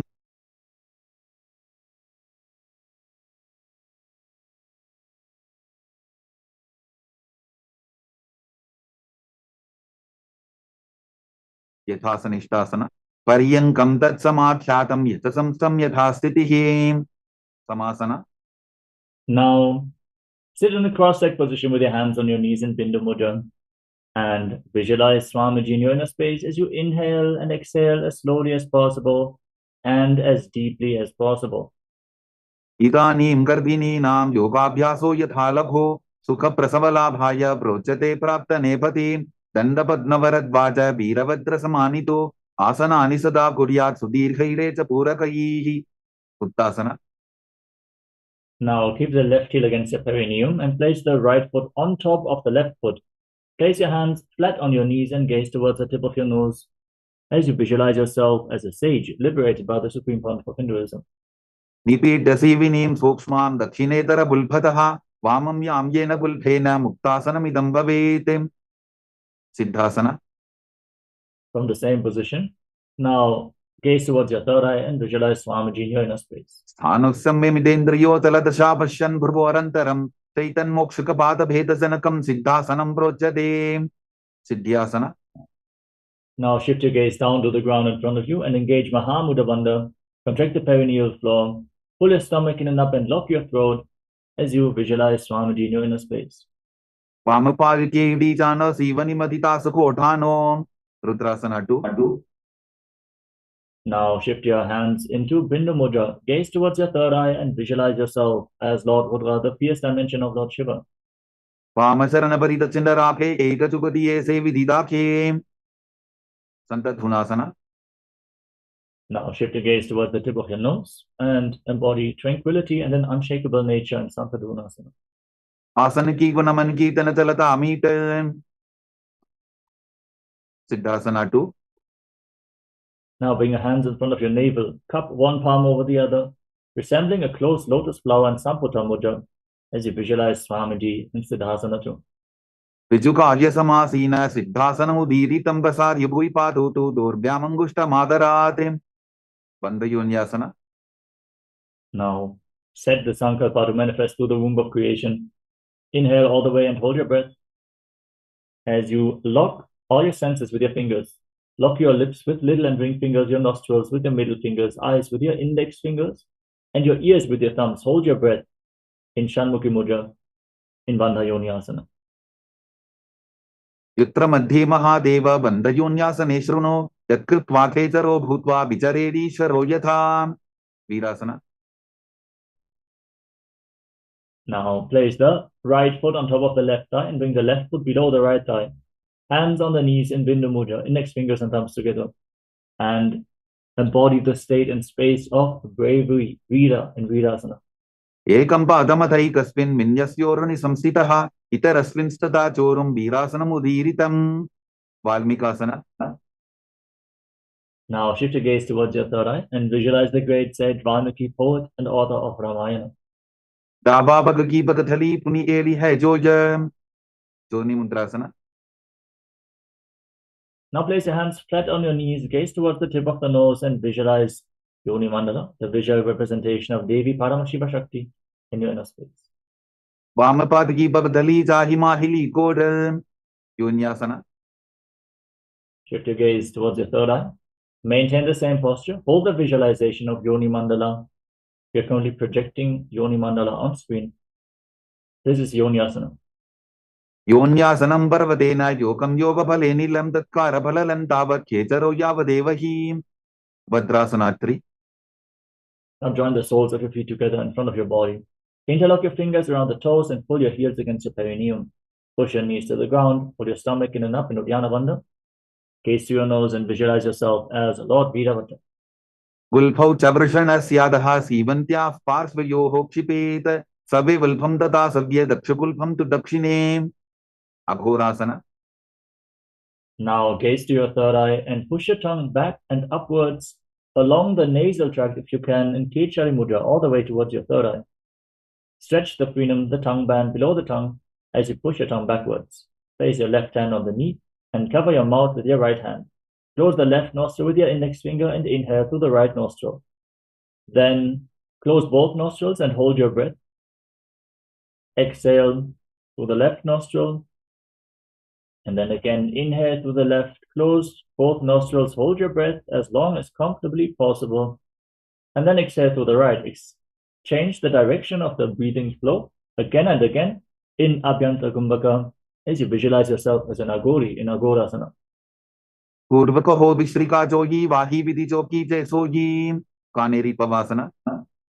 Now, slightly extend your feet away from the body, separate the heels, keep the toes together, rest your elbows on your heels and your chin on your hands. Gaze towards the tip of the nose and pull your stomach in and up in Uddiyana Bandha. Exhale fully, hold your breath in the exhaled state as you visualize yourself as a female elephant drinking water. ग्वाली पाव आसन कक्ष्यो है जैसे Yahoo में जाने विदित से परासना. Now, scoop your hands below the feet and interlock your fingers, lifting your feet off the ground. Balance in this position as you gaze towards the tip of the nose and visualize Swamiji in Padasana. ततोर्ध्वं रेतयेत् पायुं मृतनिश्वास संयुतं Gopi चंडासना. Now, free your arms and interlock your fingers around the toes from above. Once more, pull your feet against your chest, rest your chin on the toes, gaze towards the tip of your nose, and embody the state and space of a king in Gopi Chandasana. पूर्व विधिपता का अंगूठा कंठ को पराशे उदरासना. Now, scoop your hands below the feet once more, interlock your fingers around the toes from below, and pull your feet against your chest. Gaze towards the nose and visualize your body free from any defects in Udarasana. दोवो पगदली संबुट ठाने उभय हस्तकरी उर्द हिताने विशिष्टासना. Now, from the same position, extend your legs upwards, bring your feet in front of your face, and visualize yourself excelling in everything in Vishishtasana. दो पगदली जोड़ी संपुट करें भुजासना. Now, one by one, lift your legs up over top of the respective shoulders and bend your arms upwards to interlock your fingers around your neck. Balance in this position and visualize yourself as a cobra in Bhujasana. शिरासनं तविज्ञेयं कक्षासनम् अतः परं ग्रीवासनं तपरमं भुजासनम् इहोच्यते कल्याणासना. From the same position, with your legs over top of the respective shoulders, bend your arms down, bring your hands behind your back, and try to interlock your fingers behind your lower back. Lift your feet off the ground and balance as you gaze towards the tip of the nose and visualize yourself as a beautiful, auspicious goddess in Kalyanasana. दो हाथ बकम नीच आने तिनको बोड़ा नीचे ठाने संकटासना. Now place the top of the left foot flat on the mat and sit on the left heel. Stack your right knee over top. Place your hands on opposite knees and gaze forward in Vaishnavi Mudra. Don't focus on any external objects. Just focus on the object within. Don't get distracted by any external happenings. Just focus on your inner space. As you visualize yourself as an elegant swan, breathe in Ujjayi Pranayama. Contract your throat. Inhale through nose and mouth at the same time, making an ocean-like sound from your throat. And then exhale through your nose. Keep making the ocean-like sound in Ujjayi Pranayama. वामपादं चितेर्मूलं संन्यसदर नीतले पाददण्डेन जाम्येन वेष्टयेत् वामपादकम् धेनुकासना. Now slide the left foot outside the hip, sit in between the heels. Place your hands on the top knee, pull your stomach in and up into Uddiyana Bandha and visualize a cow in your inner space. अनुशाकी Nagar बंजरम ऋषिलिंदवल्यम्नीं पच्छन्द्रासना. Now slide the right foot on top of the left thigh and place the left foot on top of the right knee. Twist your left arm behind your back and twist your spine. Hold on to opposite thighs with your hands. Once you catch a hold of your thighs, pull your body into even more of a twist. Rotate your spine, gaze up towards your third eye, and visualize Swamiji in Machandrasana. वामजंग परिदशर Thane वामहस्त पिष्टि दिशाने मच्छन्द्रासना 2. Untwist your spine, hold onto your big toes and lean forward down. Place your forehead on the ground and visualize Swamiji in your inner space. प्रसमजी मनातर नजोजी वामदंग परिला फेसोजी Guru Asna. Rise up, interlock your fingers and place them on the left knee, the top knee. Engage Mahamudra Bandha. Contract the perineal floor Pull your stomach in and up and lock your throat as you visualize Swamiji, your Guru, in your inner space in Guru Asana. Uramuledrapadasya Kanittika Pradesu Vulbham Samsapya Sankatasana. Now place the top of the right foot on the mat and sit on the right heel. Stack the left knee over top. Place your hands on opposite knees. Gaze forward in Vaishnavi Mudra and visualize yourself as an elegant swan in Sankatasana. Vamapadam Chiter Mulam Sanyasadar Nitale Patatandena Jam Yena Bestayet Vamapadatam. Dhenukasana.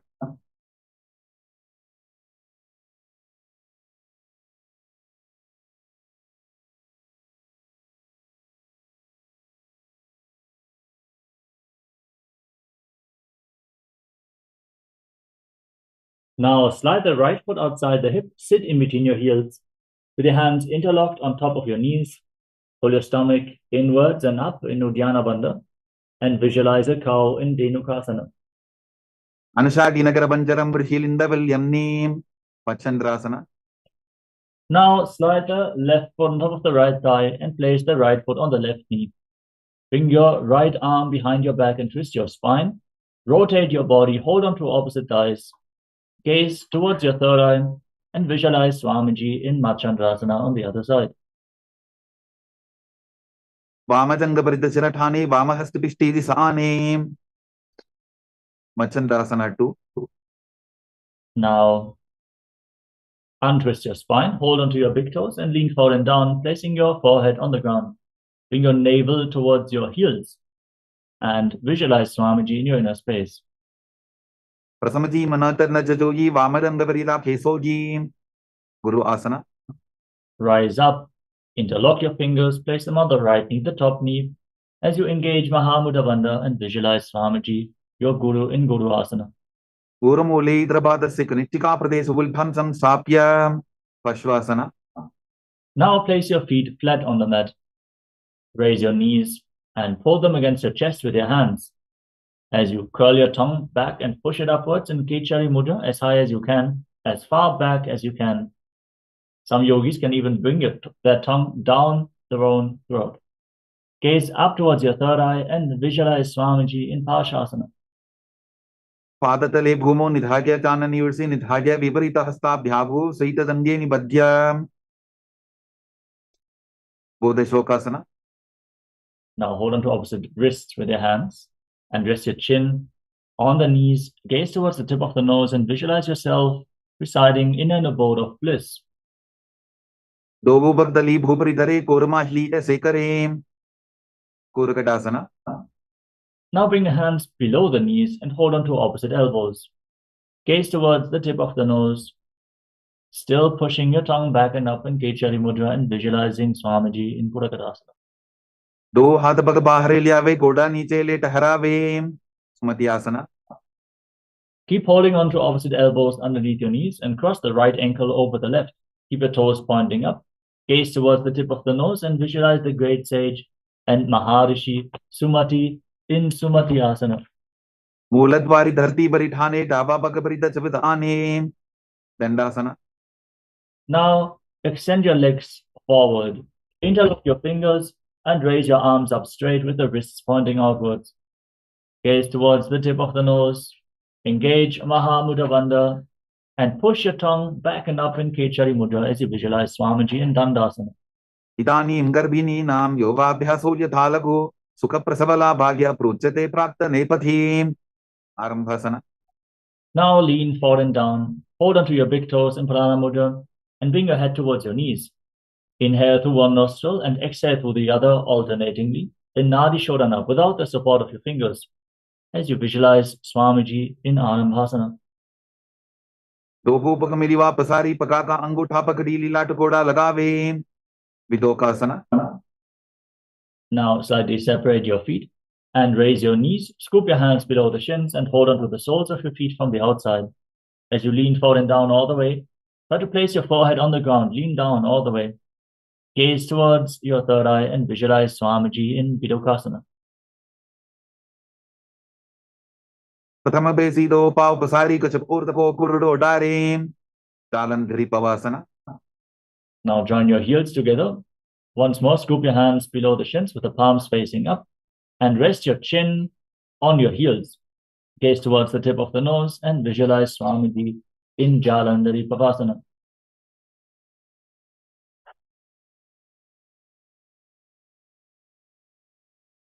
Do Edi Mailiketi Hatha Pasari Utu Pichimatanasana. Now lift one leg up behind your neck and lean forward and down. If you cannot bring the leg behind your neck, don't worry. You can pull it towards your chest or bring it over your shoulder, or even simply cross it over top of the opposite knee. Then lean forward and down. Hold on to the front foot with the leg extended and gaze towards the tip of the nose as you breathe in Pratyahara Pranayama. Focus on the upward movement of the prana from the soles of your feet all the way to the crown of your head as you visualize Swamiji in your inner space. Paschimataanavat samsiddhim kritva ekam padam grivayam dhritva tishtet. Anantasana. Now lean back with the leg still behind your neck. Hold on to the foot with the opposite hand and extend the opposite leg forward as you lay on your back. Gaze towards the tip of the nose and visualize you are infinite, endless, eternal, Ananta in Anantasana. Hold on to the foot with the opposite hand. Uttana Shaini Ekai Kampayi Grivayam Vindasya Itarahastena Pavagram Gritva. Ankushasana. Now, with the leg still behind your neck, roll onto the side of the hand which is holding onto the foot. Gaze towards the tip of the nose and feel in complete control in Ankushasana. Uttana Shaita Ekai Kampadam Grivayam Kurvan Itarhastam Karnamole Sthapayet. Drishasana. Now lay on your back and pull your knees up towards your chest. Encircle your legs with your arms and rock your body from side to side. Massage your spine as you visualize Swamiji in Drishasana. Uttana Shainam Januni Hrudeva Shtambha Danga Saita Uruni Karadvaye Vadvam Savyapa Savyam Lodajit Drishasanam Bhavati. Utu Pichimatanasana. Now once more, extend your legs out in front. This time lift the other leg behind your neck and lean forward and down. Visualize Swamiji in your inner space and breathe in Pratyahara Pranayama. Feel the prana flowing from the soles of the feet to the reproductive organs, to the navel, the heart, the throat, the uvula, the center of the eyebrows, the top of the forehead, all the way to the Brahmaranda, the crown of your head. Feel the prana surging upwards to the 9 points as revealed by Mahadeva himself. Paschimataanavat samsiddhim kritva ekam padam grivayam dhritva tishtet. Anantasana. Now lean back with the leg behind your neck. Extend the opposite leg forward. Gaze towards the tip of the nose and visualize that you are without beginning nor end in Anantasana. Uttana Shaini Ekai Kampayi Grivayam Vindasya Itarahastena Pavagram Gritva. Ankushasana. Now roll onto the side of the hand which is holding onto the foot. Gaze towards the tip of the nose and feel in complete control in Ankushasana. Uttana Shaita Ekai Kampadam Grivayam Kurvan Itarhastam Karnamole Sthapayet. Yoganidrasana.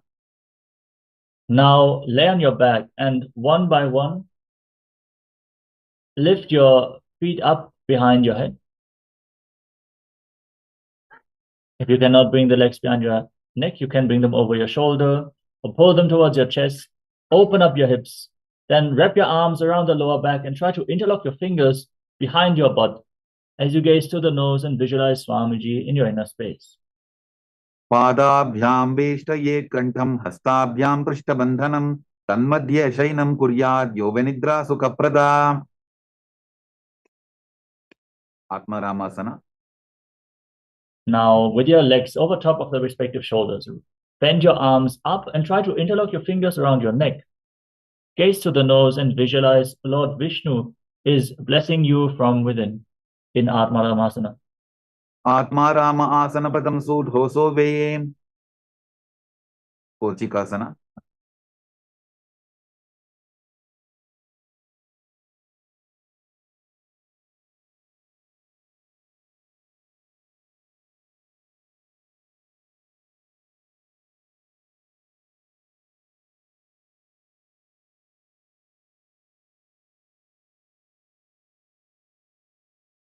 Now lay down on your back and extend your arms out to the side at shoulder level. Pull your knees up towards your chest with the soles of the feet facing up towards the sky. Gaze towards your third eye as you visualize Swamiji in your inner space.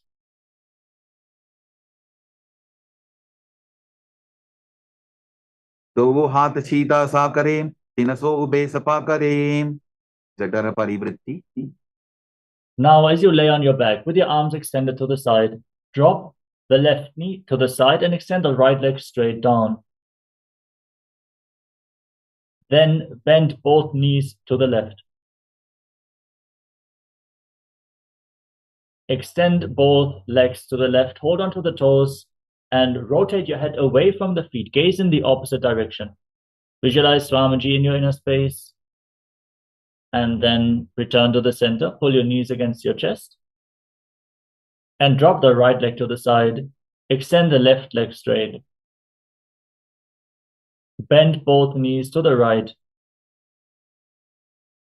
Extend both legs to the right. Hold onto your toes and turn your head away from the feet as you visualize Swamiji in Jatara Parivritti. परिवृत्ति कुक्षि भागे त्रिदाहि परिकीर्तितः बद्धपूर्णं सुप्तपूर्णं ऊर्ध्वपूर्णमथापि च. द्वंद्व पीठासना. Now lay on your back and place your feet flat on the mat. Hold on to your ankles.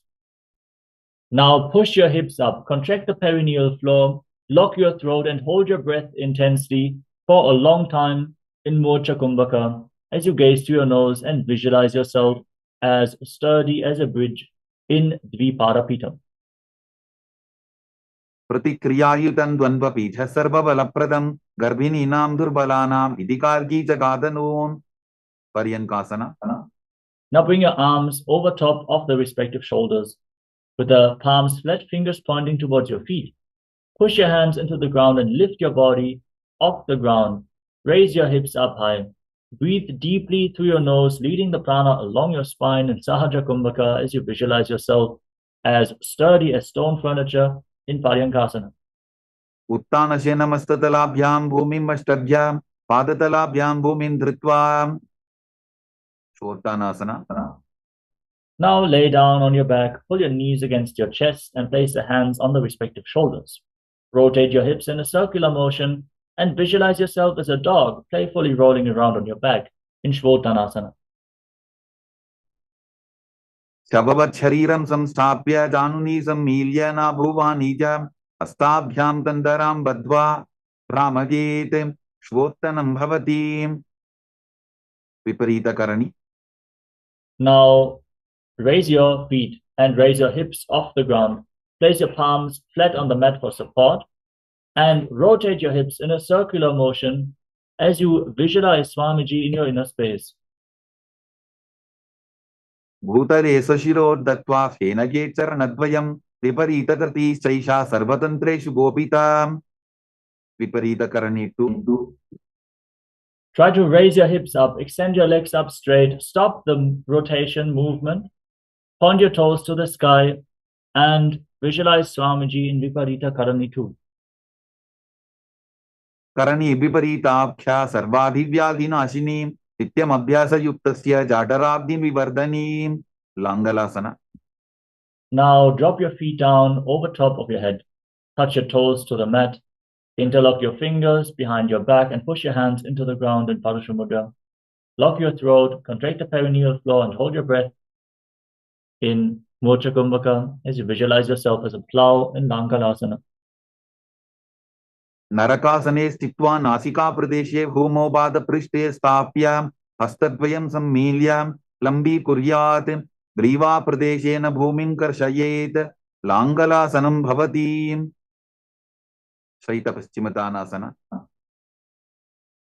Now hold onto your feet over top of your head. Visualize Paramashivam in your inner space and chant the Mahavakya, Om Nityananda Paramashivoham. For this is one of the 84 asanas revealed directly by Lord Paramashiva himself. तानं शयित्वा कुर्वीत शयितपश्चिमतानकं. सुप्तकोणासना. Now hold on to your feet over top of your head and separate your legs. Keep your hips above the shoulder level for balance and visualize Swamiji in Supta Konasana. परिवृत्ति कुक्षि भागे त्रिदाहि परिकीर्तितः बद्धकोणं सुप्तकोणं ऊर्ध्वकोणमथापि च Chakrasana. Now roll onto your back as you join your feet together and hold onto your ankles. Keep your arms and legs straight and visualize yourself as a chakra, a wheel in Chakrasana. शवासनस्तद्वो पादो कुर्यान्मस्तकतः परो युत्क्रमेण ततः शीघ्रमेतत् सर्वस्य साधनम्. सुप्त प्रसरितपादाङ्गुष्टासना. Now lay on your back, extend your legs up vertically and hold onto your big toes in Prana Mudra. Then separate your legs wide to the side, visualize Swamiji in your inner space, and breathe in Ujjayi Pranayama. Make an ocean-like sound from your throat in the in and exhalation in Supta Prasarita Parangushtasana. उत्तानपादं क्रौञ्चं च मरीचिम्बीरभद्रकं नटराजन्द्रिकोणं च सुप्ताङ्गुष्ठप्रसारणे सुप्तपादाङ्गुष्टासना. Now join your feet back together. Keep your arms and legs straight. Hold onto your big toes and visualize Swamiji in Supta Parangushtasana. उत्तानपादं क्रौञ्चं च मरीचिम्बीरभद्रकं नटराजन्द्रिकोणं च सुप्ताङ्गुष्ठप्रसारणे मत्स्यासना. Now cross your legs into Padmasana and bring your knees down to the ground. Hold on to opposite elbows over top of your head. Fix your gaze at the tip of your nose and visualize Matsya, the fish avatar of Lord Vishnu in Matsyasana. गुप्तपद्मासनं कृत्वा उत्तानशयनं चरेत् ऊर्पराभ्यां शिरो वेष्ट्या मत्स्यासनं तु रोगः. परशुरामासना. Now from the same position, laying on your back with your legs in Padmasana, place the back side of the right hand on top of the left palm over your head.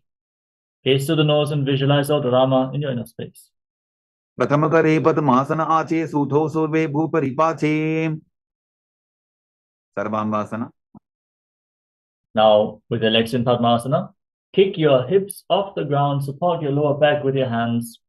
Rest your elbows on the ground and gaze to the nose, visualizing Swamiji in your inner space. अथवा क्षेत्र संक्षेपात् सर्वांगासनम् उत्तमं यत् कृत्वा योगनिपुणः विद्याविस्पण्डितो यथा. वृश्चिकासना. Now lay on your back and place one foot on top of the opposite thigh. Pull your knees up towards your chest. Engage your core as you extend your arms over top of your head. Hook your fingers forward, gaze to your third eye, and visualize yourself as a scorpion in Vrishchikasana, the scorpion pose. प्रथमशयन सूधौ शीशिके शिखी सन्धि सुदाखे. वृश्चिकासना. Exchange the position of your feet. Repeat Vrishchikasana, the scorpion pose on the other side. प्रथमशयन सूधौ शीशिके शिखी सन्धि सुदाखे. वृषभादक्षेपासना. Now interlock your hands around your neck and alternate pulling your knees in towards your chest, back and forth as you breathe calmly through your nose and visualize Swamiji in your inner space. उत्तानशयनं कृत्वा अङ्गुलिभ्यः कन्दरां बद्ध्वा पूर्वपरो मिलित्वा नितम्बेन भूमिं स्पृष्ट्वा मारोत्तनासना. Now place your palms down on the ground at the side of your hip and alternate pulling your knees up. Try to touch your ears with the respective knees as you visualize Swamiji in your inner space. वोत्तानवत् संसिद्धि कृत्वा जानद्वयं पर्यायेन कर्मयोः संस्पृशेत्. वृकासना. Now place your feet flat on the ground. Stand up and lay back down again and again, visualizing yourself as a wolf. उत्तानशीनं कृत्वा पादतलाभ्यां भूमिं धृत्वा उत्तिष्ठेत्. वृकासनं भवति. लोटासना. Now from a squatting position, roll backwards again and again and visualize Swamiji in your inner space. उत्तानशयनं पादौ शिर उल्लङ्घ्य भूमौ स्थापयित्वा निब्जं भूयादि निब्जं शयनं. सरठासना. Now lay down on your stomach. Keep your hands at the side of your shoulders. Contract your lips and make a whistling sound like a flute on the inhalation through your mouth as you visualize yourself as a chariot carrying warriors into a battle for Dharma on your chariot back in Saratasana. Nirjam Shainam Kritva Nabhim Bhumo Nidhaya Stambhaddhastabhyam Bhumim Vashtadhya Oshto Nimilya Benu Vatsan Kritya Tishthet Saratasanam Bhavati Dehalyullanganasana. Now push your body up into a plank position and alternate jumping your feet in between the hands back and forth again and again as you visualize yourself transcend body and mind. Hastadvayam Badva Tanmadhisarnadvayam Uddaniva Bahiraniya Atanajit Dehalyullanghanam Bhavati Jatyasana. Now rise up and place your palms on the ground. Walk around on hands and feet. Visualize yourself as a wise 60-year-old elephant. Athajatyasana Bakshe Gena Jatisparo Bhavet Hastandri Bhumochakamanam Agamanam Tataha. Next up is the Lolitika Karana. Now stand in Arimandi posture. Heels together, toes pointing outwards and knees slightly bent. Raise your arms to the shoulder level and rotate them around your body as you move your head in all directions.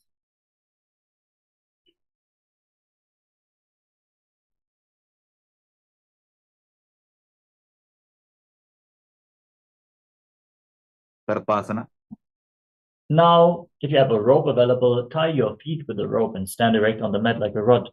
Keep your feet together, hands on your hips, elbows close to your waist, and visualize your Kundalini Devi as rising and curling upwards around your body like a serpent in Sarpasana.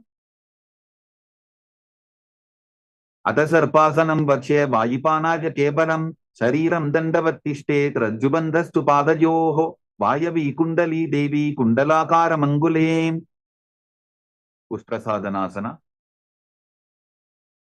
Now lean forward and down and step onto your fingers. Keep your hands and fists and walk around on the mat, visualizing yourself as a camel. Ushtikanishtika Pradeshena Bhomo Nidhaya Uparipadatale Samstapya Ustrasadhanam Bhavati Ashvasana. Now hold your toes from the side and walk around on the mat, visualizing yourself as a horse in Ashvasana. Ushtikanishtika Pradeshena Bhomo Nidhaya Uparipadatale Samstapya Ashvavat Shariram Chalaniyam Ashvasanam Bhavati Kapota Nitakasana. Now interlock your fingers behind your back and pull your hands down towards your calves. Push your hips forward, tilt your head back, lean back all the way, and breathe deeply through your nose in Sahadra Kumbhaka as you visualize yourself as a soaring bird diving. Padatare Bhumo Nidhaya Prishtibhagena Hasto Janga Paryantam Nitva Kapota Nitakam Bhavati. Relax. Now stand in Arimandi and join your hands in Namaskara Mudra in front of your heart center. Bow down to one side, raise the respective heel and open up your palms again and again. Visualize yourself holding a bouquet of flowers and offering it to Paramashiva.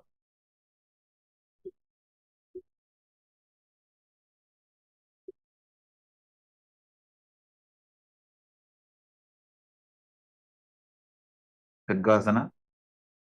Now gaze to your nose and visualize yourself as a rhinoceros.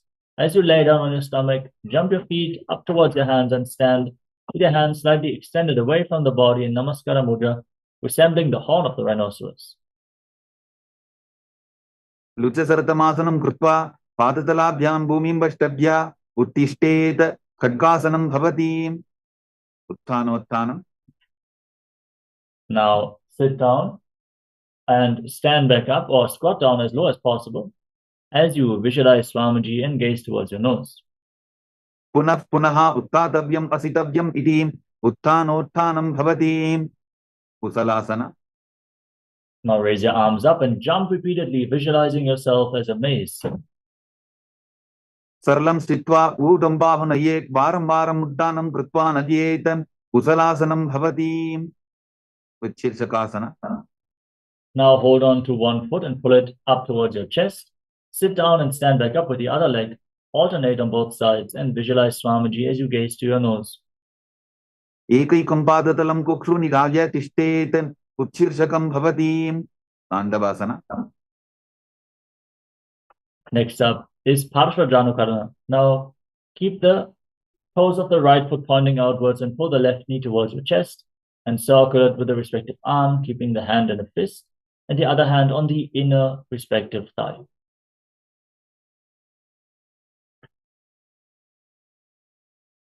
Now extend your arms and the left leg forward. Sit down and stand back up as you visualize yourself fiercely dancing as Lord Shiva in Tandavasana. Ekena padena statavyan Tandavasanam bhavati. Brahmanasana.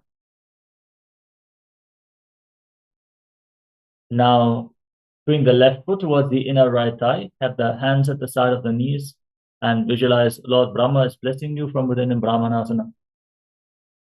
Brahmanasana vakshe yatkritva brahmano bhavet ekapadamaro dattva tishte dandavriddharbhuvi. Garvasana 3.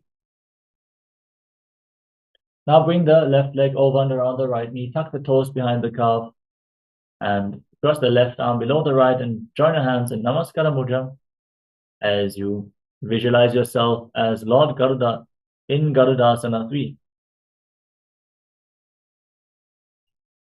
Uttana kurma pitham cha sambhaskarudam eva cha bata janam ko mukham cha bharatvasan trivikramam. Ekapadasana.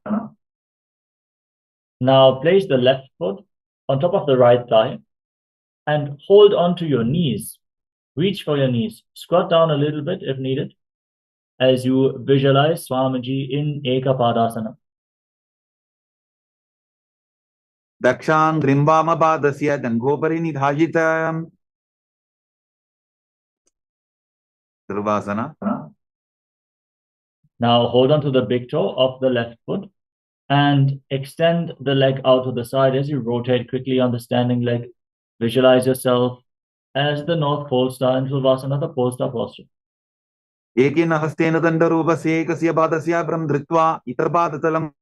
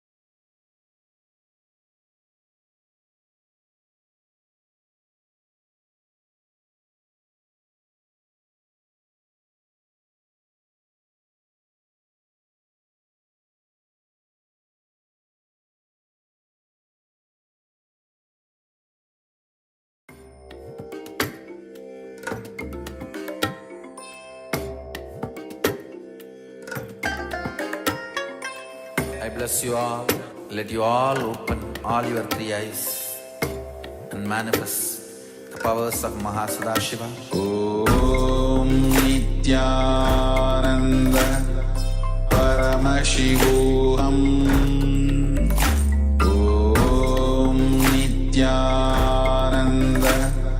Paramashivoham.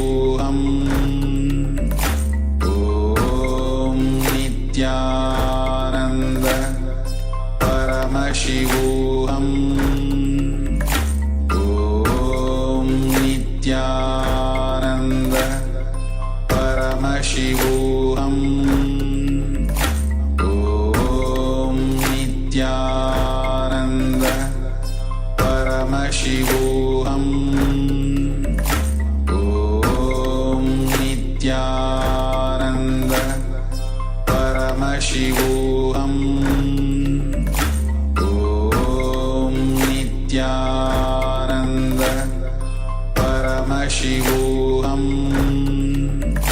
Om.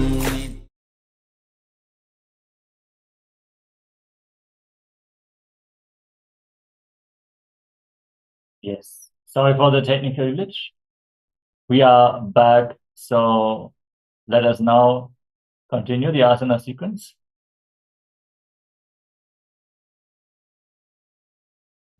The next asana is Trivikramasana. Standing on one leg, lift the other leg up behind your neck.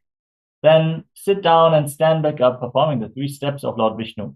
Hold on to a solid object for support. And if you cannot, bring the leg behind your neck. You can bring it over your shoulder or cross it over the opposite knee. Pull it towards your chest. Just try to sit down and stand back up, visualizing Lord Vishnu blessing you from within. Trivikramasana. Trivayam padam samstapya sadhavyam uttadavyam Trivikramasana bhavati. Now repeat the Parsvajanukarana on the other side. Now pull the right knee towards your chest and circle it with the arm, hand in a fist, the other hand on the inner thigh.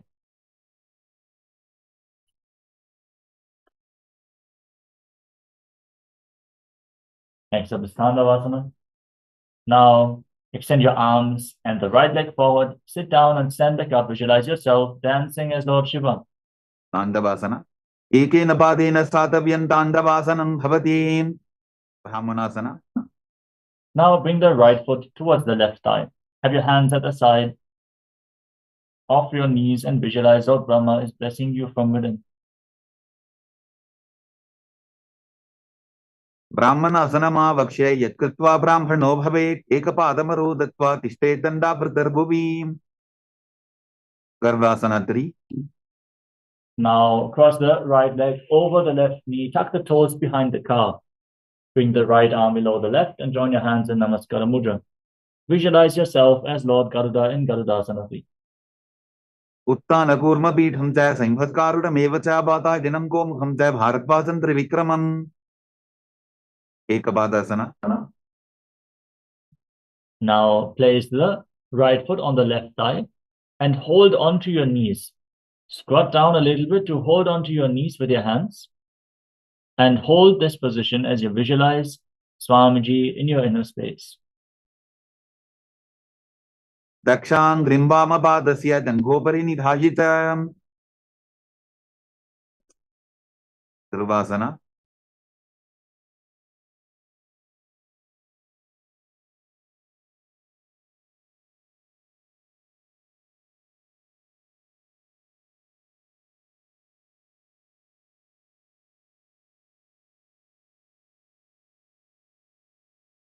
Next up is Dhruvasana. Now hold on to the right big toe and extend the leg out to the side as you rotate quickly on the left leg. Visualize yourself as the North Pole star in Dhruvasana. Ekena hastena dandarupasya ekasya padasya brahm dhritva itarpadatalam bhumo nidhajya tvaraya brahmanam kartavyam Dhruvasanam bhavati. Trivikramasana.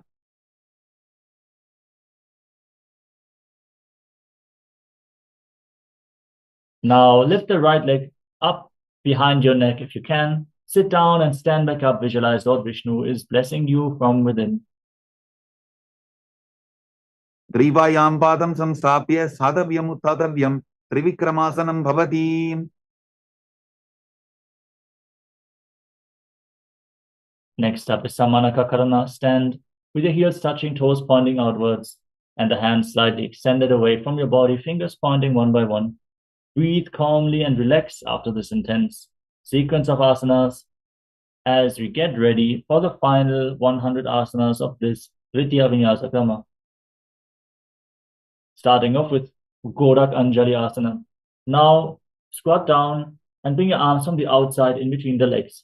Interlock your fingers in front of your navel in Parashu Mudra and visualize the great sage Goraknath, founder of the Nata Yoga Hindu Sampradaya. Breathe in Jiva Chala Kumbhaka, inhale all the way and hold your breath. Move the retained prana freely throughout your body by the force of your will alone. Gorakanjali Asana. Pratam hi wo hoye bahuri nichopani hove. Kanchasana. Now, from a squatting position, interlock your hands around your lower back and gaze forward as you visualize Swamiji in your inner space. ऊरुमध्यात् हस्तौ निवेश्य नितम्बं कृत्वा पादतलाभ्यां भूमिम् अष्टभ्याम्. Bhridvasana. Now, join your heels close to your perineum, squat down all the way and interlock your hands around your lower back. Gaze towards your navel as you visualize Bhagavan Kala Bhairava, the Lord of Time, in Bhairavasana. Dobubaka ki talya ki mahili ko aur milai hi bana bani ukar mod vaise. Varahasana. With the heels together, separate your toes, join your palms in Anjali Mudra and bring them behind your head with the fingers pointing down to the ground.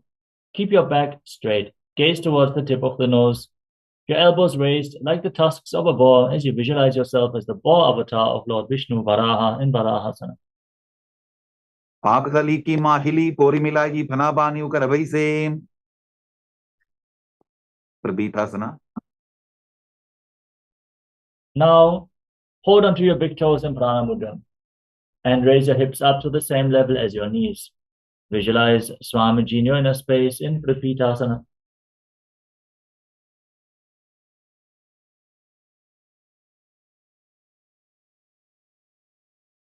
Parshintvaya sammilya stitva nitamam dana pradesha aniya tishte tripithasanam bhavati.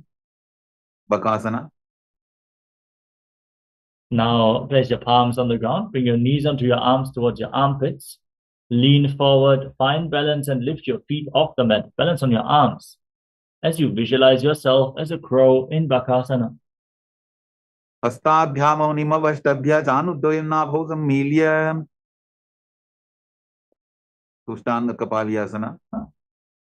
Now get ready for another inverted posture. Set yourself up in front of a wall for support. As you place your palms on the ground, shoulder width apart, bring your head on the ground, forming a triangle between your head and your hands. Bring your knees onto your elbows, your hips above your shoulders. Lift your legs up and then cross them into Padmasana. As you gaze towards the tip of the nose, visualize Swamiji in your inner space in Sushtanga Kapalyasana. Asana Povana Kapara Athoho Yi. Uttasana.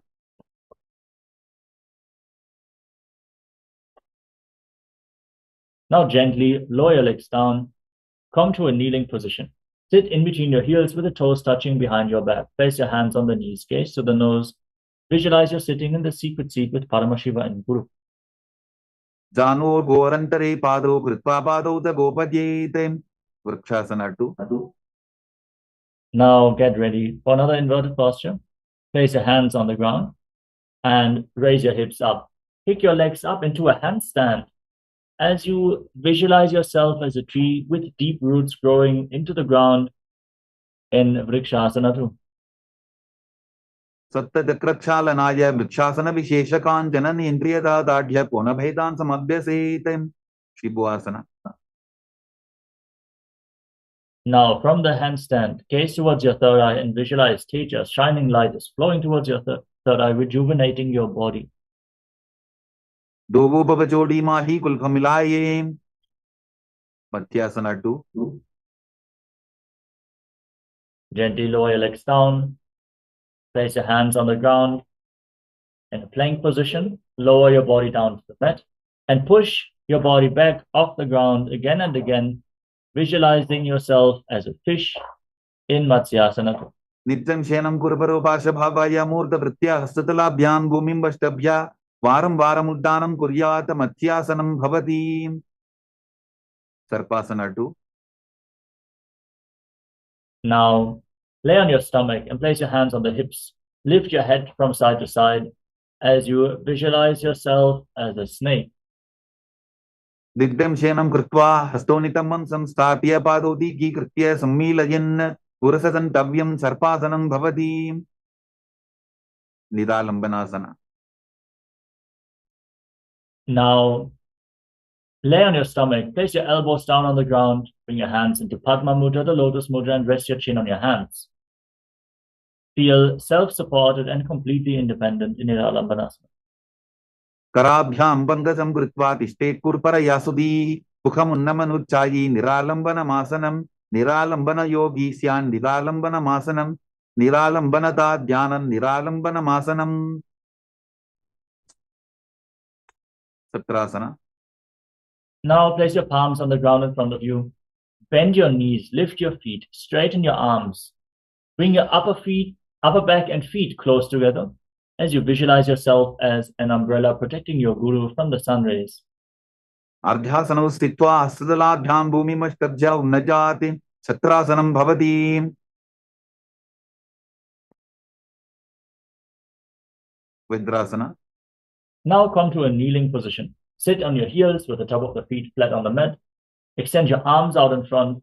Place your forehead and your palms on the ground. Gaze towards the tip of the nose and visualize yourself as Vajra, the weapon of Indra, symbolizing your indestructibility. इदानीं गर्भिणीनां योगाभ्यासो यथालघु सुतप्रसवलाभाय प्रोच्यते प्राप्तनेपथि दण्डबद्धभरद्वाज वीरभद्रसमानितो आसनानि सदा पुर्या सुदीर्घैरे च पूरपैः. वेशासना. Now raise your hips up and straighten your legs.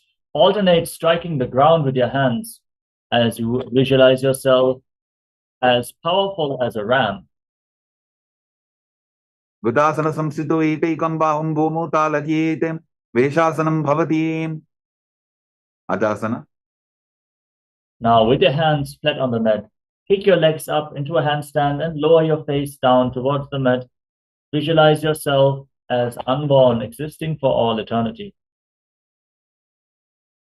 गुदासन संस्थितो बाधते मन्त्रालिकृत्य मस्तकेन भूमिं स्पृशेत्. धनन्तरासना. Now come to a kneeling position. Hold on to your feet and fold them in towards your perineum. Then place your hands on the respective knees, gaze towards the tip of the nose, and visualize Swamiji in your inner space as you breathe in Ujjayi Pranayama. Make an ocean-like sound from your throat. पूर्व विधि परिहाताब्दी काकसी चोभना शरामोड़ी पताकी अंगुली अग्रिमेर लगावे. अंगमोत्तनम. Now interlock your fingers, extend your arms out and move them up, down, left, right in all directions, giving massage to various different joints and muscles of your body. Then interlock your fingers behind your back and repeat the movement in the Angamottanam. हस्तयोः अंगुलीर्बद्ध्वा हस्तर्मध्यात्सर्मन्दं निष्कासयित्वा तिष्ठेत् अंगमोत्तनं भवति. द्वन्द्वासना. Now sit in between your heels with the toes pointing outwards. Bring your thighs and your calves on the ground. Place your hands on your knees and visualize yourself as Lord Garuda flying Lord Vishnu and Lakshmi on his back in Garudasana form. जंगोरुभ्यां दनां पीड्य स्थिरकार्योद्विजानुना जानु परिकरद्वन्द्वा गरुडासनम् उच्यते. आनन्दमन्दिरासना.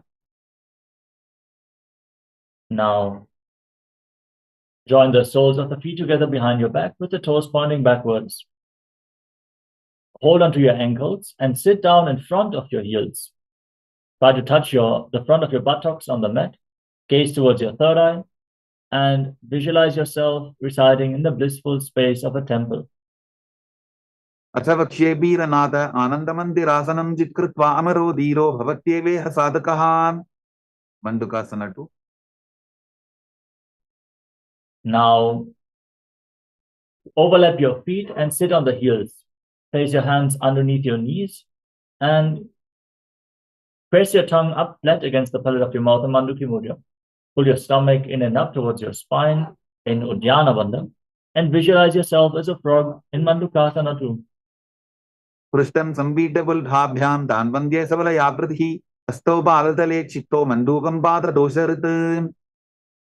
नरसिंहासना. Now tuck your toes and sit on raised heels. Place your palms on the ground, thumbs touching, and the base of your hands should touch your toes. Gaze towards the tip of your nose and stick your tongue out. Exhale forcefully through your mouth again and again as you visualize yourself as Lord Narasimha, the lion man avatar of Mahavishnu. दोबु भणापानी होई वैसे AD Mailer गुदानी वैसे समशरीरनी काट हरावे NASA अग्रदृष्टिको ल्यावे. विशरकासना. Keep your toes tucked, sit on raised heels. Cover your mouth with your hands and bring your thumbs underneath your teeth. Close your lips, inhale through the right nostril and exhale through your mouth as per your capacity. As you gaze towards the tip of the nose and visualize yourself as Devi Paramashiva Shakti, victorious over all your fears.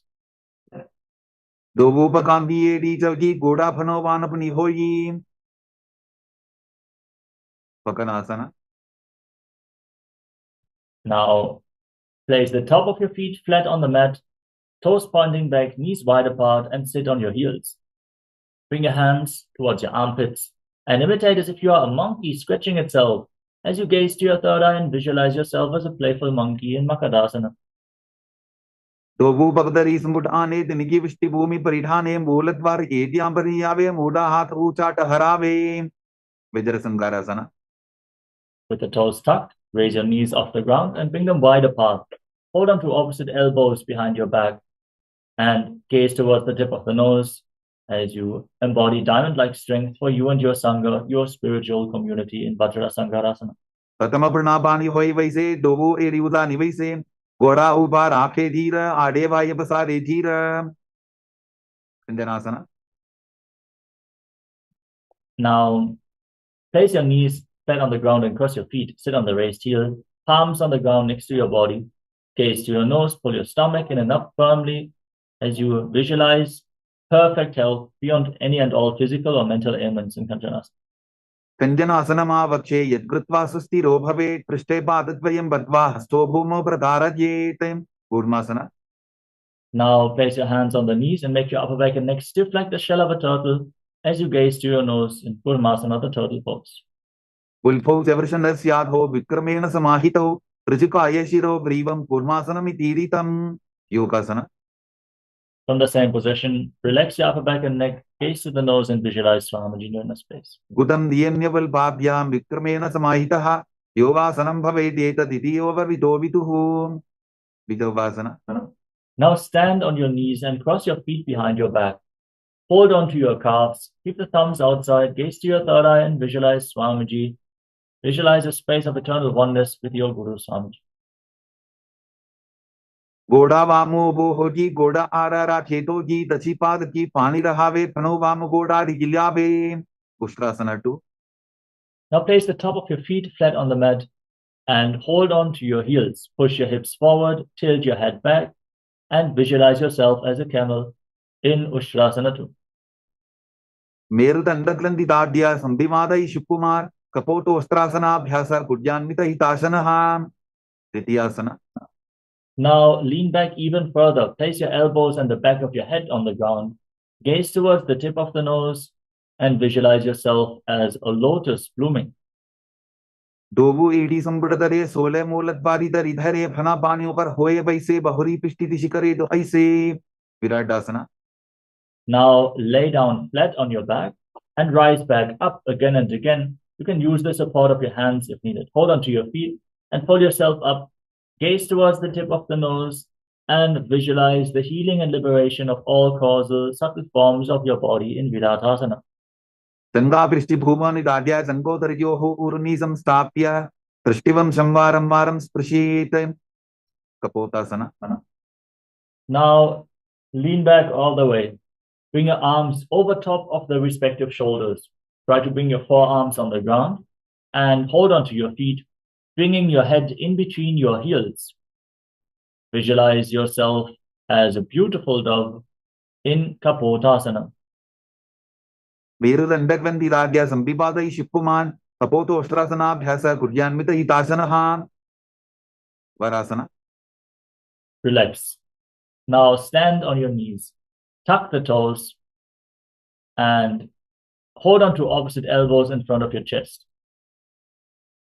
Gaze towards the tip of the nose. Internally chant Om Nityananda Paramashivoham. This is the boon-fulfilling posture. Receive your boon from Paramashiva.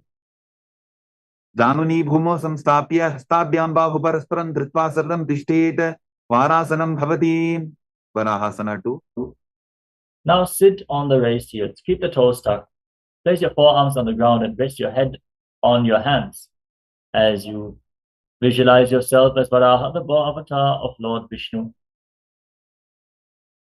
सूर्यं चन्द्रं वेदनानि आसनानि निकच्यन्ते पूर्वरो भूमौ स्थापयित्वा जानुभ्यामवलिममिष्टभ्य हस्तो मस्तके संस्थाप्य पाशिं नितम्बे संस्थाप्य तिष्ठेत् वराहासनं भवति दासन With your forearms on the ground, interlock your fingers, place your head on the mat supported with your hands, raise your hips up, straighten your legs, walk your feet forward, and then kick your legs up into a headstand. Gaze towards the tip of the nose, breathe calmly in Sahaja Kumbhaka, and visualize yourself as a locked tree in Mundasana. अथो मन्दासनं वक्षे सर्वेषां प्राणिनां सवम् ऊर्ध्वमार्गेपदे दत्त्वा धारयेन्मारुतं सिद्धिः अन्धासन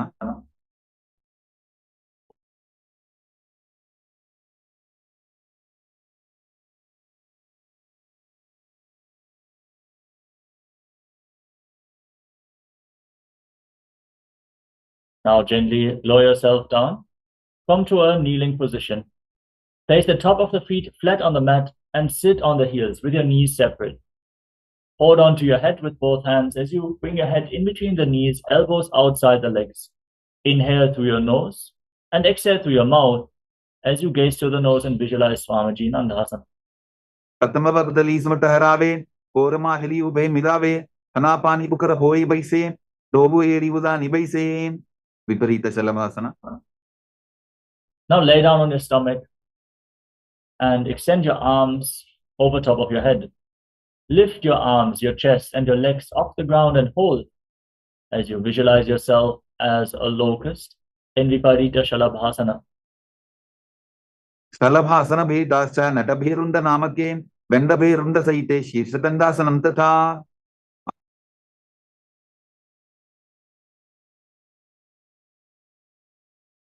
Next up is Kapalasana. Now place your forehead on the ground, hands on the side of your hips.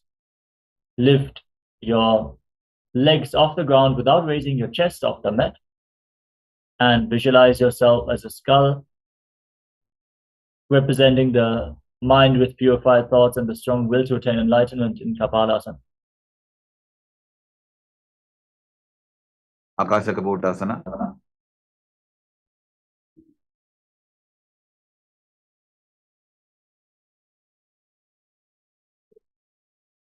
Now kick your legs up over top of your body and try to place your feet onto the mat in front of your face as you visualize yourself as a free and open dove in Akasha Kapotasana.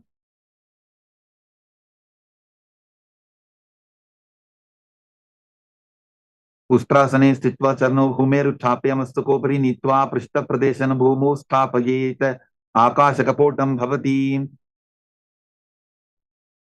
चटवासना. Now come to a kneeling position. Lean forward and place your forearms on the ground. Bring your navel onto your knees as you visualize yourself as a sparrow in Chatakasana. ऊर्वरपद्यन्तौ हस्तौ धरावोल्टभ्य जानुनी नाभौ संकुञ्च्य. वृश्चिकासना 2. Now place your forearms on the ground and raise your hips up. Kick your legs over top of your shoulders and try to touch the back of your head with your feet as you visualize yourself as a scorpion. विच्छेव पुच्छप्रतिमाङ्घ्रिपार्ष्णि धृत्वा सशीर्षे सिब्बुकं विधार्यको यत्रेति सन्तिष्ठति साधकस्त्वं विशावहं वृश्चिकसंयमासनं. पुरुषासना. Now lower your legs down.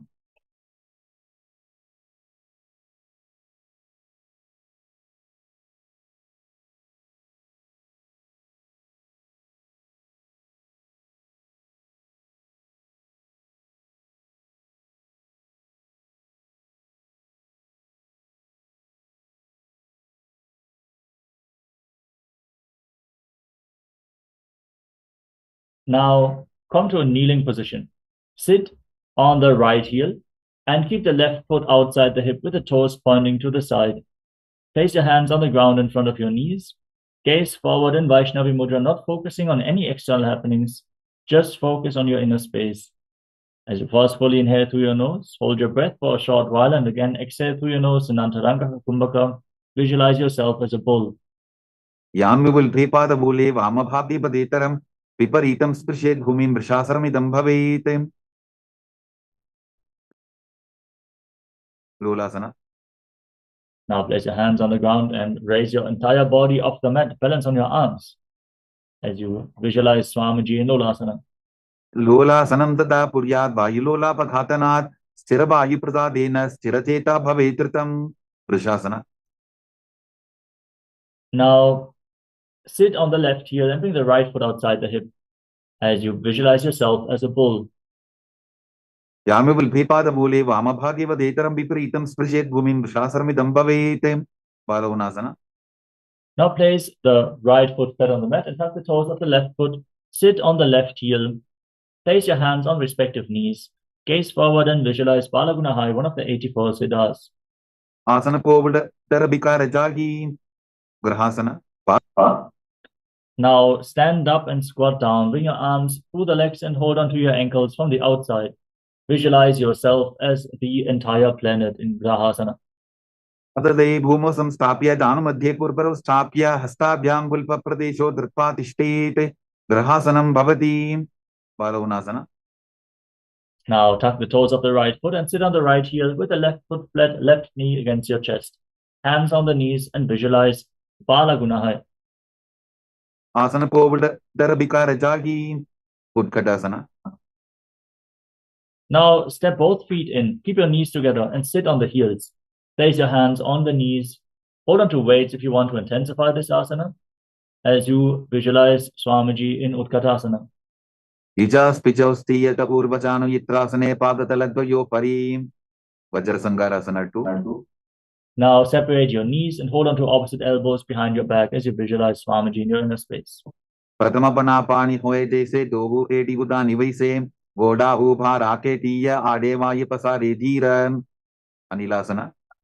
Place your palms on the ground and step your heels onto the back of your hands. Keep your arms straight, gaze to the nose, and visualize you're able to live off of air alone. दो हाथ भूमि पर ठाने कहनी जाड़ी नाभिलक आने फना दो ऐसे विधि करे पृष्ठे हथेलियां की परिधरे. पादुकासना. Now place the back of your hands on the mat and step your feet onto your palms. Wrap your hands around the feet like shoes and walk around on the mat, visualizing yourself wearing padukas walking across India.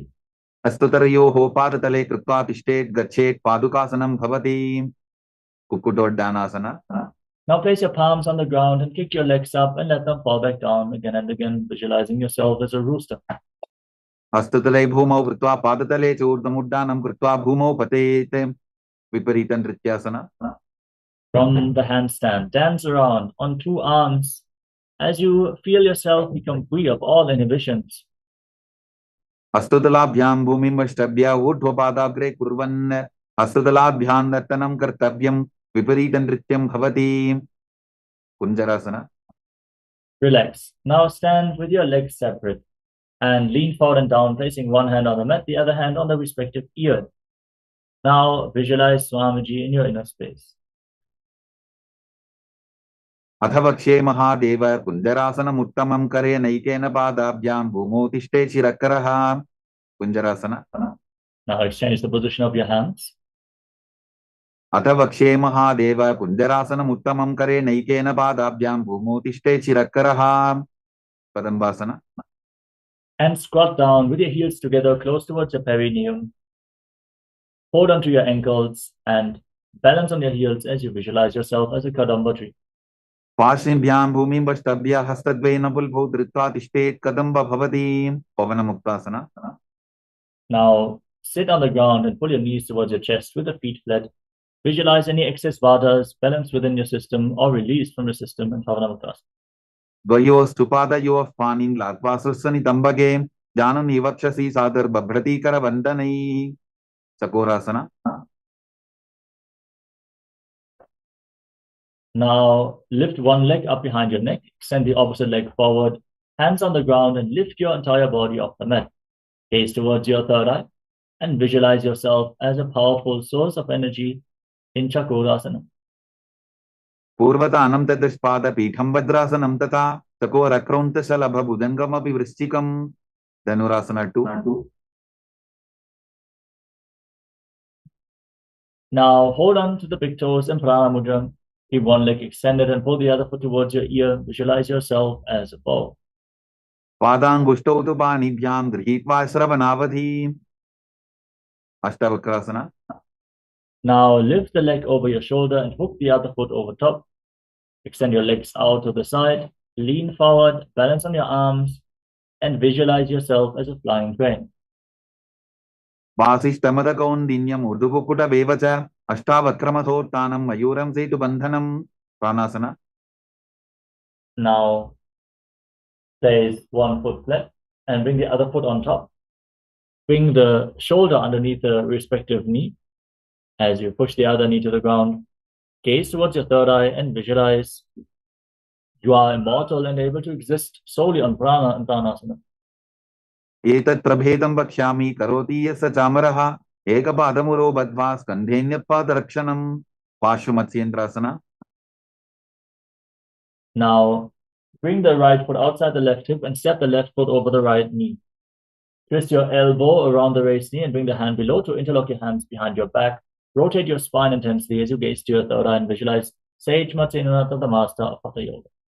पार्श्वाभ्यां दृष्टते यास्तु पार्श्वमत्स्येन्द्रमुत्तमं चकोरासना. Now lift the other leg up behind your neck and lift your entire body off the ground with the opposite leg extended forward. Visualize yourself as a powerful source of energy in Chakorasana on the other side. पूर्वतानं चतुष्पादपीठं भद्रासनं तथा चकोरक्रौन्तशलभभुजङ्गमपि वृश्चिकं Dhanurasana 2. Now hold on to your big toes and pull the other foot towards your ear as if you're pulling a bowstring. Take aim in Dhanurasana 2. पादांगुष्टौ तु पाणिभ्यां गृहीत्वा श्रवणावधि अष्टावक्रasana. Now lift the right leg over the respective shoulder. Hook the left foot on top of the right foot and extend your legs out to the side. Balance on your arms and lean forward as you visualize yourself as a flying crane in Ashtavakrasana. वासिष्ठमदकौन्दिन्यम् ऊर्ध्वकुकुटमेव च अष्टावक्रमथोत्थानं मयूरं सेतुबन्धनं pranasana. Now place the right foot flat, the left foot on the right thigh, and bring the right shoulder underneath the raised knee. Gaze towards the tip of the nose and visualize you're immortal, able to exist solely on prana in pranasana. एतत् प्रभेदं वक्ष्यामि करोति यस्य चामरः एकपादमुरो बद्ध्वा स्कन्धेऽन्यपादरक्षणं पार्श्वमत्स्येन्द्रासना. Now bring the left foot outside the right hip and step the right foot over the left knee. Twist your left elbow outside the raised knee and bring the hand below. Interlock your hands behind your back as you visualize Sage Matsenanatha, the master of Hatha Yoga. पार्श्वाभ्यां दृष्टते यास्तु पार्श्वमत्स्येन्द्रमुत्तमं अर्धपश्चिमतानासना. Now untwist your spine, extend one leg forward and keep the other heel against the perineum. Lean forward and down and hold onto the front foot with both hands.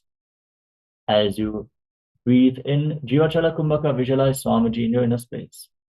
एकं पादं प्रसाद्य एकं पादस्य पार्श्वनासीवनी सम्पीड्य हस्तद्वयेन प्रसारितपादाङ्गुष्ठं धृत्वा दानोपरि मस्तकं न्यसेत् अर्धपश्चिमतानं भवति त्वं.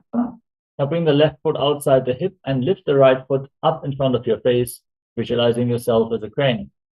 उत्थानपादं क्रौञ्चं च मरीचिं वीरभद्रकं नटराजं त्रिकोणं च सप्ताङ्गुष्ठप्रसारणे अर्धपश्चिमतानासना. Now bring the right heel against the perineum and extend the left leg. Lean forward and down. Hold on to the front foot and visualize Swamiji.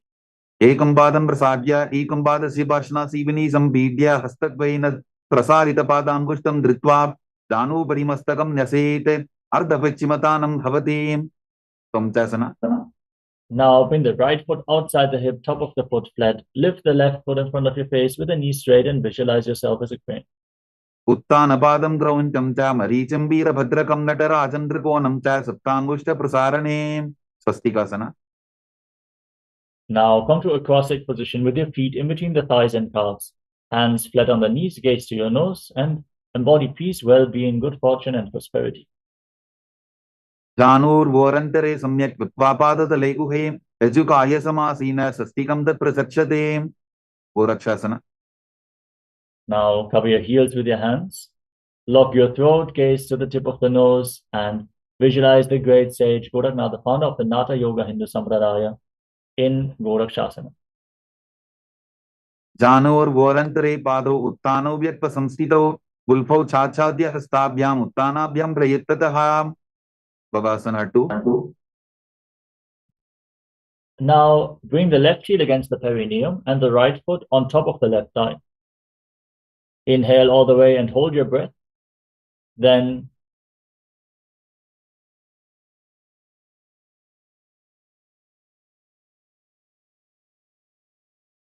lock your mouth with the little and ring fingers, the nostrils with the middle fingers, eyes with your index fingers, and your ears with your thumbs. Hold your breath intensely in Shanmukhi Mudra as you visualize Swamiji in your inner space. Vama parshno budam samstapya dakshanam grivama cha dhanem. Yogasana 2. Now place your feet on top of opposite knees and keep your hands at the side of your body with the palms facing up. Top of the hands on the ground. Gaze through your nose and breathe in Kaga Chantra Kumbhaka. Keep your mouth in the shape of the beak of a crow and inhale through your lips. Exhale through your nose. Visualize Swamiji in Yogasana 2. Uttanau charano kutva samstapyopari janunoh asanopari samstapya chottanam karadhyupmakam. Urdhva Kukkutasana. Now rotate your hands, place your palms on the mat next to your body and lift your entire body off the ground. Visualize yourself as a rooster. Vasishtamata kondinyam urdhukukkuta vevacha ashtavakramatottanam majuram setu bandhanam. Siddha Haratalyasana. Bring your hands on the ground in between your legs, gaze to the nose and visualize Swamiji. Pratama Padmasana Pokare Astudo Vodasan Didare Ube Hatele Bhuderi Raki Ocha Vodasan Dime Dake. Hamsasana. Now push your hands into the ground and lift your body off the mat. Pull your knees to the chest and gaze to the nose as you visualize yourself as an elegant swan. Kukkutasana Stitva Standaparyantam Muru Ninitva Tishtete Hamsasanam Bhavati. Karmukasana. Now push your hands through your legs and interlock your fingers behind your back as you lean forward and down. Place your forehead on the ground and visualize yourself as Pinaka, Lord Shiva's bow, in Karmukasana. Pratama Padmasana Kopare Gora Sandima Hikar Idare Tarapatu Sri Kardobu Ane Konya Upar Sandile Thane. Kurmasana 2. Now come to the front of your yoga mat and sit in Padmasana. Bring your arms through the legs, bend your elbows up and hold on to the respective shoulders. As you visualize yourself as a turtle with a stable body and mind to live for centuries in Kurmasana 2. Bain Janga Prata Sinapama, Dain Janga Parivat, Bain Yava. Granthi Bhedasana. Now lock your throat, tuck your chin to the chest and gaze to the nose. Stretch your back as you rejoice, knowing you're sitting in Shiva's secret knot posture, Granthi Bhedasana. Atha Bakshe Neelakantha Granthi Bhedasanam Shubham Nyatva Rudra Bhave Chipram Sukshma Valyuni Shevanate. Uttana Kurmasana. Now roll onto your back. Keep holding onto your shoulders and visualize yourself as a turtle laying on its back as you gaze to your nose.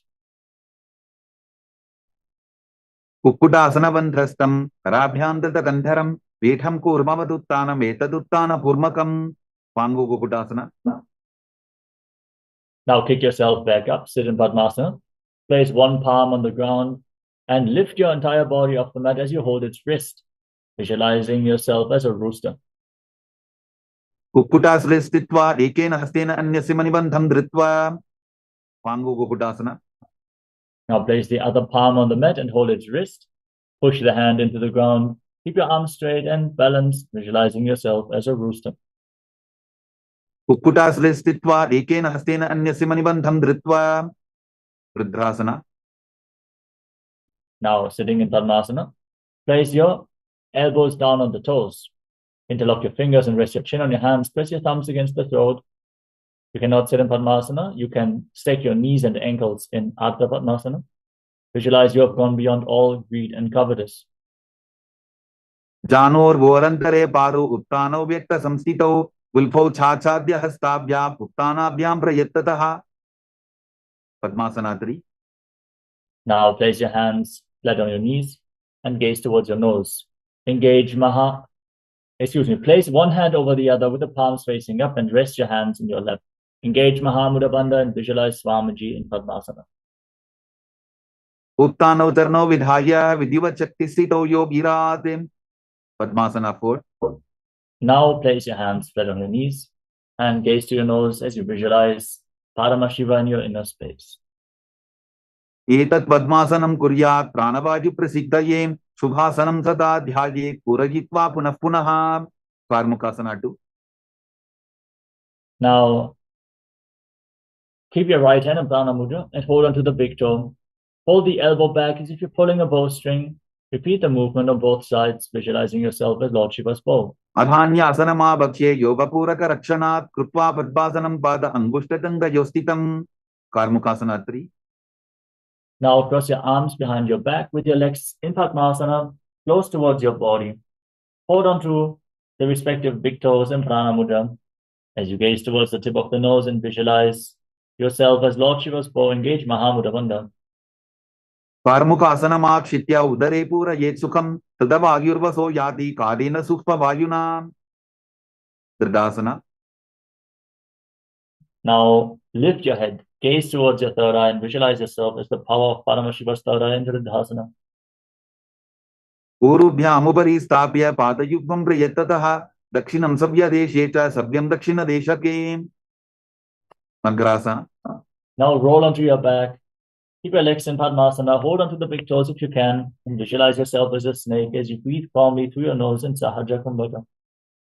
Pratama Padmasana Kothane Dobu Hatha Pachani Ane Pad Angutha Pukare Ani Sobai Kahunya Pulya Pani. Kandukasana. Now free your arms and legs and pull your knees towards your chest. Encircle your legs with your arms and squeeze your body into a ball in Kandukasana. Vetrasane Stitva Hastabada Nishkushya Vudvam Dajet Pushtavam Shena Bhumim Potajet Kandukasanam Bhavati. Urdhva. Now place your feet flat on the ground and interlock your fingers around your neck. Gaze to your nose and visualize Swamiji in your inner space. Pratame Sudro Sainakarave Goda Ubharashi Milave Pulkama Hila Angushtatoli Karete Kasamela Rasoji. Margadapitasana. Now place your feet on top of your hands. Bring your heels onto your hands with the palms facing up. And push your hips out high off the ground. Lock your throat. Contract the perineal floor. Hold your breath in Mocha Kumbhaka as you visualize yourself as a powerful Alpha Ape in Marakattapitasana. Uttana Shenam Padatale Uttana Hastayo Hosta Pajeta Uttana Shikipitakasana. Now bring your hands towards your lower back. Raise your hips even more. Extend your legs straight and gaze to the nose as you visualize Swamiji. Bear your body weight on your elbows in Uttana Shikipitakasana. Jangho Rubalahi Naschet Uttana Shikipitakam Apramattah Prakurvita Bhukte Pradvisitendriyaha. Narakasana. Now kick your legs up over top of your body. Point your toes to the sky. Place your hands on the mat for support. And visualize yourself blissfully traversing through Naraka Loka unscathed. Griva Pandena Bhumim Vishtambha Pada Pratvayamurdham Utrajet Tarapasanam Bhavati. Triyannaukasana.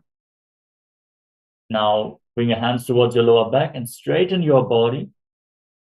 Lower your legs down, engage your core, and visualize yourself as a boat crossing the ocean of samsara. Naukavat Stitvat Urdham Pada Vradvayan Dajet Triyanaukasanam Bhavati. Vedasana. Now place your hands back down on the ground. Point your toes up to the sky. Be straight, stable, sturdy like a flagpole. As you visualize yourself as the Kailasa flag, respected across all nations in Dvajasana.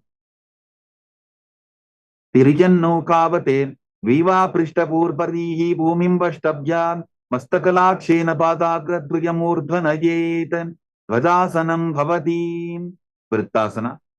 Now lay down on your back in the final asana of this sequence.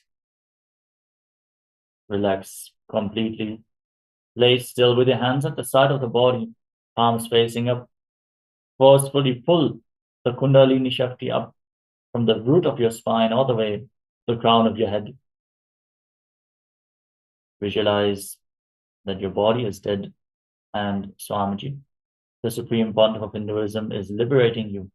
Internally chant the Mahavakya, Om Nithyananda Paramashivoham in Vritasana. Uttanam Shababat Bhumau Shayanam Tu Shabasanam Shavasanam Shramaharam Chitta Vishranti Karanam.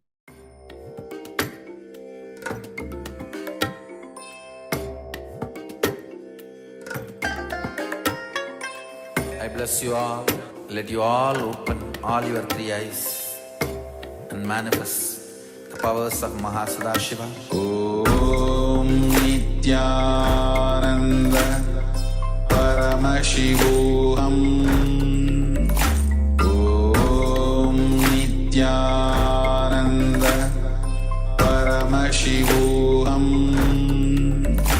Om Nithyananda Paramashivoham. Om Nithyananda Paramashivoham. Om Nithyananda Paramashivoham. Om Nithyananda Paramashivoham. Om Nithyananda Paramashivoham. Om Nithyananda Paramashivoham. Om Nithyananda Paramashivoham.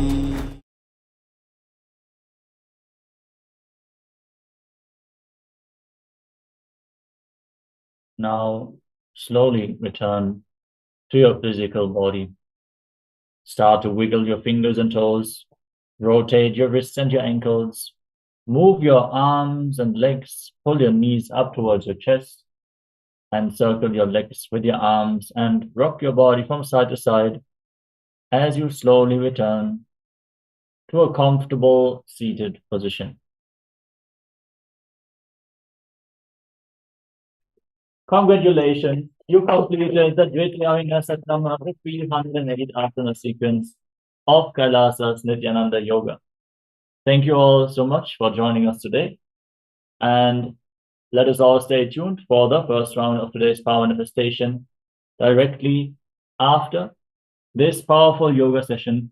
Let us manifest the Shaktis of Paramashiva. For now, let us sit straight with our head, neck, and spine in a straight line. Bring your hands into Namaskara Mudra in front of your heart center. Close your eyes, take a deep breath. Visualize Swamiji in your inner space as we conclude this session with the Purna Mantra. Om Purnamada Purnamidam Purnat Purnamudachyate Purnasya Purnamadaya Purnamevavashishyate. Om Shanti Shanti Shanti Hari Om Tatsat Sarvam Bhagavat Sri Nithyananda Paramashiva Padukar Panamastu. Om Nithyanandam. Thank you all. Nithyanandam.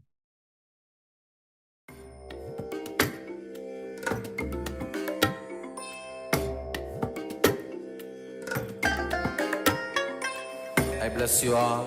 Let you all open all your three eyes and manifest the powers of Mahasadashiva. Om Nithyananda Paramashivoham.